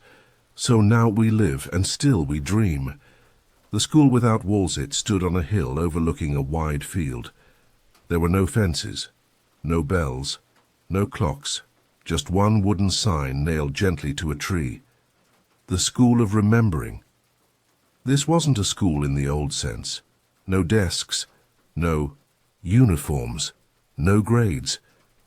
It had been started by a woman who had fallen asleep during the Great Dream when she was just 15. Now, decades later, she opened a school not to teach answers, but to protect the questions. Each morning, the students gathered under trees or beside streams. Sometimes they built fires. Sometimes they just sat in the grass. There was no roll call. You were simply welcomed when you arrived. The lessons were unspoken at first.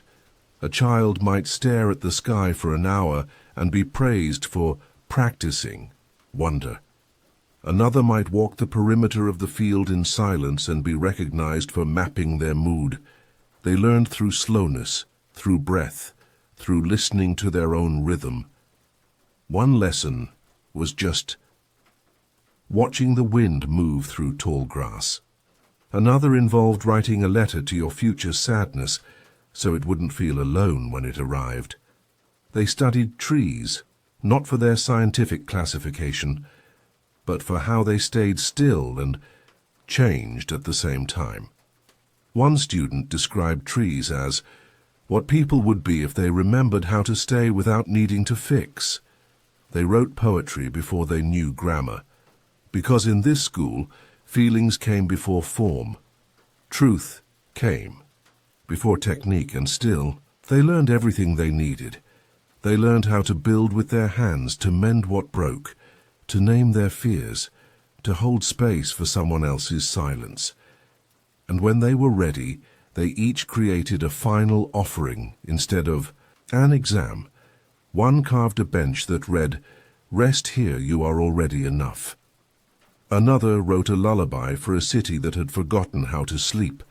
One child planted 300 wildflowers in the shape of a spiral and said, "This is what healing looks like when it doesn't have to be fast." No offering was ever graded, only witnessed. And when someone was unsure of themselves, the whole school sang softly, "You don't need to be ready. You only need to be real." Visitors came from around the world to see this school. Some came curious, some came skeptical. Most left quiet, changed not by what they heard, but by what they felt. One guest, an educator from a distant city, asked the head teacher, "How do you measure progress here?" She smiled and answered, "By the softness in their eyes, by how gently they speak to animals, by how long they'll sit with sadness before trying to solve it." And for once, the visitor had no reply, because some things are not meant to be measured, only remembered, only felt. The school of remembering still stands today, or rather, it still exists, because it was never about the buildings. It was about the way people taught each other how to live, with more slowness, more noticing, more awe, and now many towns have their own version. A patch of land, a quiet room, our kitchen table with chairs that say, "Come as you are and stay as long as you need," because once the whole world slept, and from that sleep a school was born, not of facts, but of feeling. And the ones who studied there, they went on to shape a world that didn't forget what mattered. The first generation born after the dream, they were called the dream-born. Children born after the great sleep. Children who had never known the old world, only stories of it, only what they heard in whispers, in paintings, in songs.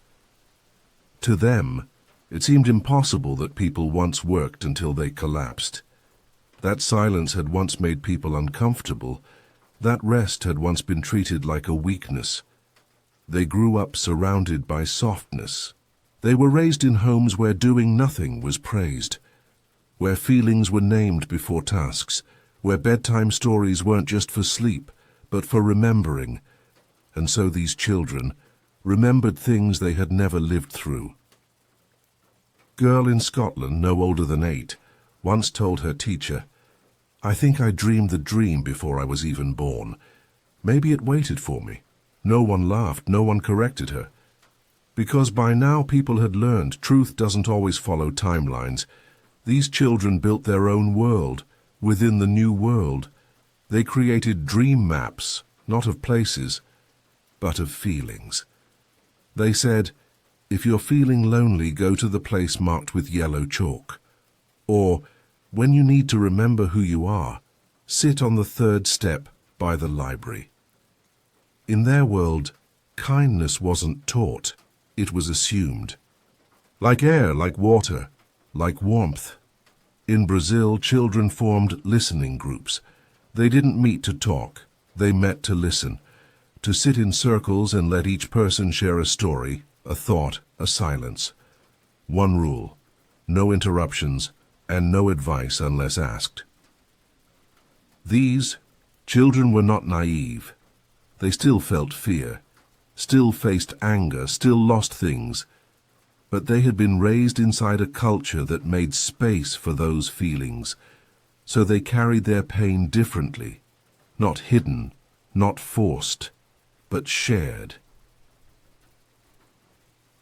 A boy in Morocco wrote a letter to his future self. It read, "Please don't forget that you were once a child who knew how to breathe before decisions."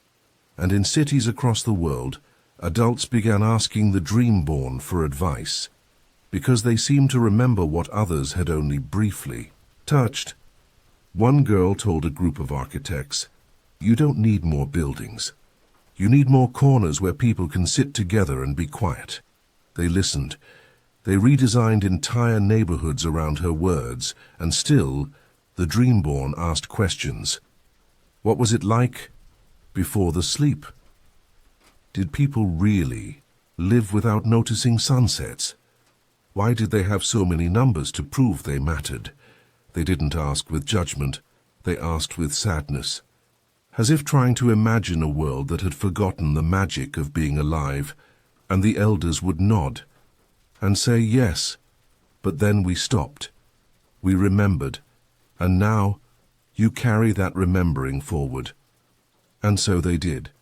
They planted gardens in alleyways, wrote lullabies for animals, built swings for adults, and redefined success as how many people you help feel like themselves.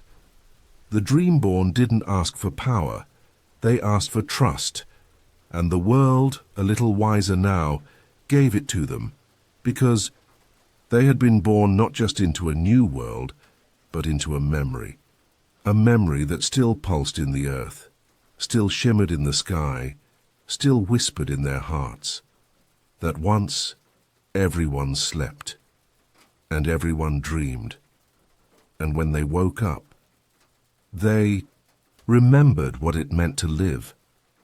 The city that dreamed in public, it began as an experiment, just one block, in a city that had once been too loud to hear itself think. Officials, artists, elders, and dream-born children came together and asked a single question. What would a city feel like if it was built to protect dreaming, not just sleep, but dreaming, wondering, imagining, feeling beyond the edges of what is known? They didn't start with architecture. They started with mood, with texture, with tone. The first change was light, not brighter, softer. Streetlights dimmed to the hue of candle glow, shadows allowed to stay, so you could rest your eyes even when awake. Then came sound, no advertisements, no overhead music. Instead, whispering trees, distant wind chimes, the gentle swish of water through hidden channels. Every bench had a place for quiet, and then came movement. The streets were curved, not for traffic flow, there were no cars here, but because people walk differently when the world is not made of straight lines. Every path was designed to slow you down, to invite you to look up, to notice. They named it the Waking Dream District, and no one lived there full time. You visited, you wandered, you remembered what it was like to be alive without needing to prove it. Along the curved walkways, people painted pause symbols, simple circles, placed wherever they had once felt something beautiful. A woman marked a spot where her grandmother had held her hand. A child marked a wall where they first heard their voice echo and laughed at the sound. A stranger marked a staircase where someone said to them, "You don't have to do anything to be loved." Soon the district was filled with these marks, not graffiti, not decoration, memory, emotion, dream made visible. Inside its heart was a round building made entirely of glass and woven branches. It was called the Remembering Room. People could enter any time. You left your shoes, your name, and your noise at the door. Inside you could sit, lie down, Cry. Sleep. Sing softly to yourself. Write something and fold it into the walls. No one watched you. No one interrupted. It was not therapy. It was not escape. It was return. A return to the version of you who had once known how to rest, how to hope, how to dream.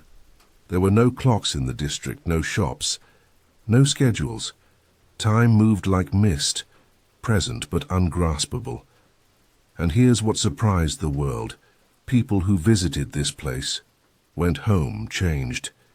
They moved slower, apologized less for feeling, laughed more from the chest, held their loved ones longer at the door, because dreaming in public had reminded them that their inner world deserved space in the outer one. So other cities began to try.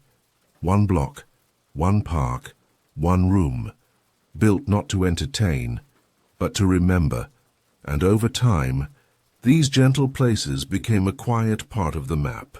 Not tourist attractions, not destinations, but invitations to feel, to pause, to return. Because once the world slept and dreamed together, and when it woke, it built places where that dream could live on, not in memory, but in motion. The archive of unspoken things, tucked away in a quiet valley, surrounded by tall trees and slow mist, was a building with no sign, no guards, and no front door. You entered through the side, through a curtain of wind chimes, and once inside, you knew. You were somewhere sacred. It was called the Archive of Unspoken Things, but no one wrote about it online. No one took photos, because it was not for performance, it was for presence. This was a place where people came to leave behind what they never found the words for, feelings that never made it into conversation, memories too soft for a diary, questions that didn't need answers, only space. The walls were lined with drawers, each labeled not with titles, but with emotions. Things I never told my father. Moments that made me cry when no one was looking. Times I wanted to be held, but didn't ask. Forgiveness I gave quietly. Inside each drawer were letters, notes, sketches, sometimes just a single word on a torn scrap of paper. Stay. Almost. Enough. Anyone could read them, and no one ever stole. Because the archive wasn't a museum, it was a mirror. You saw yourself, in the words of strangers, and in doing so, you felt less alone. In the center of the room stood the Book of Breaths, a single large book filled not with stories, but with drawings of how people described their breath when they felt most alive. Spirals, waves, feathers, thunderclouds. One child had drawn a cracked stone with flowers growing from it and labeled it, "This is my breath when I'm healing." People visited from far away, not to understand something, but to remember something they'd almost forgotten. How to sit in silence, how to honor the feelings that never got names, how to let go of stories they'd outgrown without shame. There was a back room in the archive, no lights, only cushions, and a single sentence painted on the wall in soft gold. You don't have to explain it to heal it. People would lie there, for minutes or hours, not speaking, not even thinking sometimes, just feeling, and leaving things behind that no longer needed to be carried. And at the edge of the archive there was a tree, a quiet one, with a hollow trunk where visitors placed notes they wanted the earth to keep. No one ever read those, because not everything is meant to be understood. Some things are meant to be witnessed once, and then gently let go. That was the lesson of the archive, that what we don't say still matters, that what we carry quietly still deserves to be placed down, and that healing is not always loud. Sometimes it is simply a room where you are finally allowed to feel without needing to be fixed. People left lighter, not cured, but clearer. And long after they left the valley, they found themselves whispering to friends, to lovers, to strangers. You don't have to carry it alone, because they'd been to the place where unspoken things were safe, where the dream was not told, but held. The Festival of Slowness, it began not with fireworks, not with loudspeakers or parades, but with a single table set in a village square, covered in tea, candles, fruit, and flowers. No sign, no schedule, just an invitation. You're not late. We waited until you arrived. That was the first ever Festival of Slowness. Not an event to see, but a feeling to return to. It spread quietly. Word of mouth. A ripple, not a broadcast. Soon people all over the world began to celebrate it in their own way. In a field in Ireland, musicians played songs at half their usual tempo. People lay in the grass with their eyes closed, letting the notes stretch across their skin like a lullaby. In Bangladesh, an entire neighborhood cooked together for no reason, no holiday, no milestone, just to eat slowly, with their hands beside one another. In Tokyo, the trains paused for 10 minutes in silence at sunset, just once, no announcement, just stillness. People began to mark the festival on their calendars, not as a deadline, but as a permission slip, a day to do less, move slower, feel deeper, return inward. In many cities it became tradition to write yourself a note that morning, a question, a memory, a wish. Then, before bed, you'd reread it, not to judge who you were earlier that day, but to thank yourself for moving through. The hours with presents, children celebrated it best. They drew slow-moving animals, turtles, snails, clouds, and wore masks of their favorite slow spirit. They played a game called Still Tag, where the only way to win was to hold still the longest, not with stiffness but with joy. In libraries, people built slow corners, a chair, a blanket, and a sign that said, "You don't need to read, just rest here." And the world, bit by bit, began to treasure the kind of progress that left room for breathing. During the festival, there were no headlines, no news, no sales, no updates. Because what could be more important than remembering how it feels to simply be alive gently? A woman in South Africa once said during her festival offering, "I spent the whole day watching light change in my living room, and somehow it felt like a miracle." People clapped, softly, then returned to their tea. And each year the festival grew not in size, but in depth. People began to prepare for it like they would prepare for a birth, not by planning, but by clearing space. They tidied rooms, cancelled meetings, wrote letters they didn't intend to send, because the festival was not for doing. It was for remembering that healing happens slowly, that joy multiplies when unmeasured, that love does not rush. And every year when night came to close the festival, people lit candles, sat with one another, and whispered the final phrase past. From town to town, we are still here, we are still dreaming, and the world is still soft if we let it be. The museum of things that took time. It was built without urgency, piece by piece, story by story, not in a rush to open, but in a rhythm that matched the very thing it honored: time. The museum of things that took time had no grand staircase, no security guards, no velvet ropes, just soft halls, wooden floors, and chairs tucked everywhere, because the curators believed reflection needs places to sit. There were no audio guides. Instead, visitors moved slowly, guided by instinct, memory, and mood. Every exhibit was a tribute to something that had unfolded gently, a sweater hand-knitted over 3 winters, accompanied by a letter from the granddaughter who wore it. Every stitch was a thought she didn't say out loud, a photograph of a cracked teacup, used by the same 2 friends every Sunday for 50 years. Below it, a plaque. It only held tea, and yet it held everything.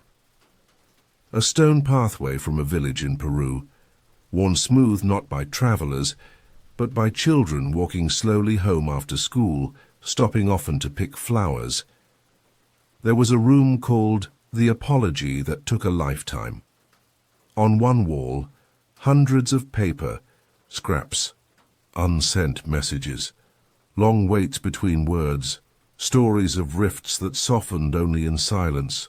One read, "We didn't speak for 20 years, then one day we watched the rain together, that was enough." Another gallery was devoted to plants, not rare ones, but the kind you forget about. A fig tree grown from a branch carried across, a border, rooted for 30 years in a courtyard. Its story written on the leaves that rustled overhead, and in a glass case sat a single jar of sourdough starter. A simple note, fed daily for 12 years, reminded me to care for something, even when I felt empty. The museum had no exit sign, because people weren't meant to leave changed, only remembered that the slow things are often the most sacred.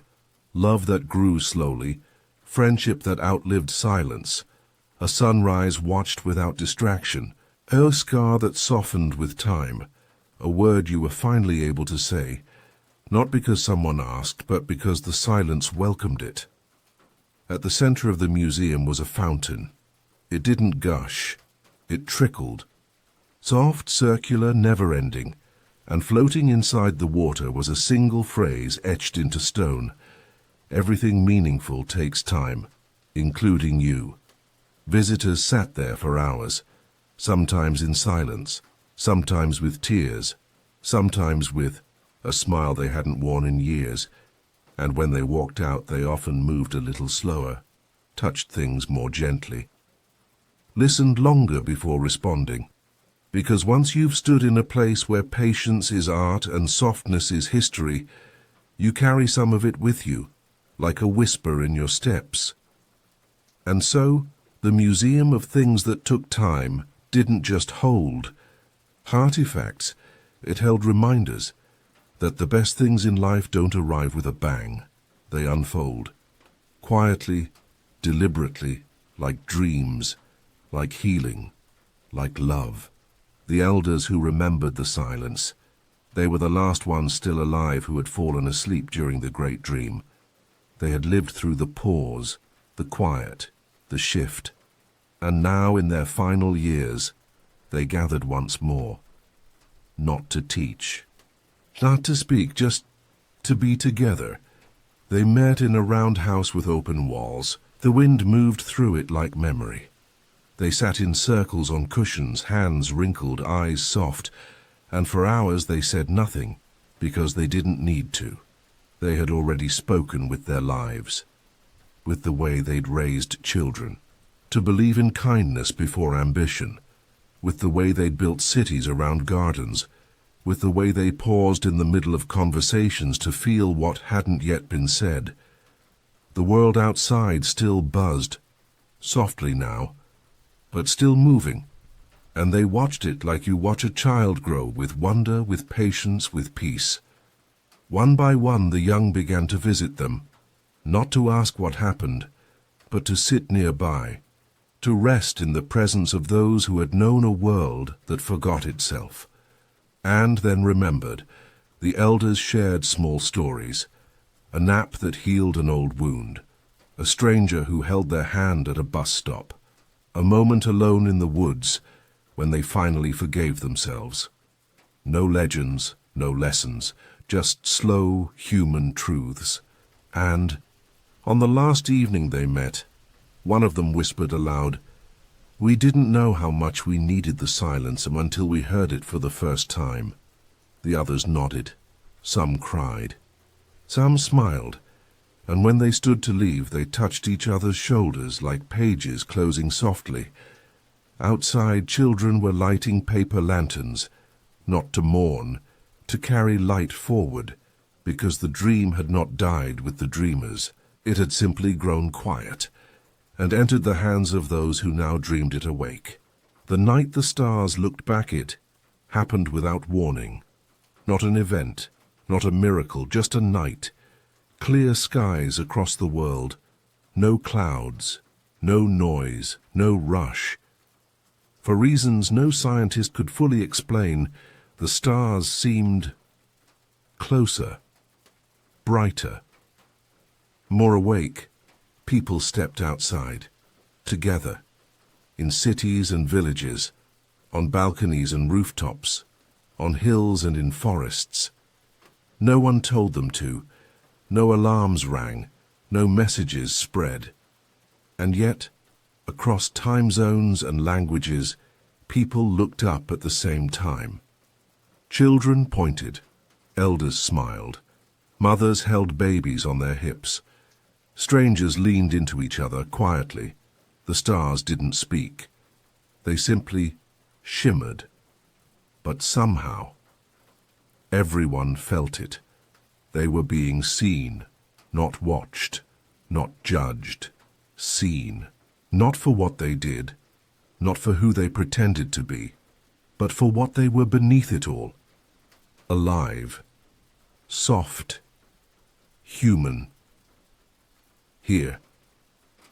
On that night, no one scrolled, no one posted. People held hands instead of phones. They whispered the names of loved ones, of places they missed, of parts of themselves they were still learning to hold. Some cried, some laughed, some said nothing at all. Because how do you speak when you feel the universe noticing you? In one town, a girl drew a circle in the dirt and said, "This is my whole heart. I'm giving it to the sky tonight." Her father knelt beside her and said, "Me too." In a dense city far away, a woman finally forgave her brother. She didn't call him. She just whispered his name under the stars and let the silence carry the rest. And across oceans, across mountains, millions of people felt something bloom in their chests. Not excitement, not fear, but belonging to this planet, to this life, to each other. It was the closest thing to the great dream the world had felt in years. And when the stars began to fade with the morning light, people didn't rush away. They stayed, sat on sidewalks, held their tea, leaned on each other, and breathed, because something old had returned, something true, a reminder that long ago we slept together. We dreamed, we woke, we slowed, we softened, we stayed. And even now, decades later, we're still being held by something much larger than we ever dared to name. And then we rested again. It came slowly. Not like before, not to everyone at once, but in waves. This time it wasn't sleep, it was stillness. A deep, global exhale. A settling, as if the earth itself had said, "You've done well. Now rest." Again, this time awake, the world didn't shut down, lights stayed on, trains ran, laughter echoed in kitchens. Babies were born, but something had shifted. Final, peaceful. There were no more questions about growth charts, no conferences about scaling, no trophies for exhaustion. Instead, people gathered in circles, in gardens, in kitchens, on hillsides, and they told the story, the same story, how once everyone slept, and how the world changed after that, how people remembered what it meant to be whole, how they stopped running, started listening, learned how to be soft without falling apart, and even now decades later they still carried it, not in their minds, but in their bodies, in the way they hugged. in the way they sat beside sadness without needing to fix it, in the way they looked at one another with eyes that no longer searched for value, but for presence. At the edge of a quiet town, an elder planted a sign in a field of wildflowers.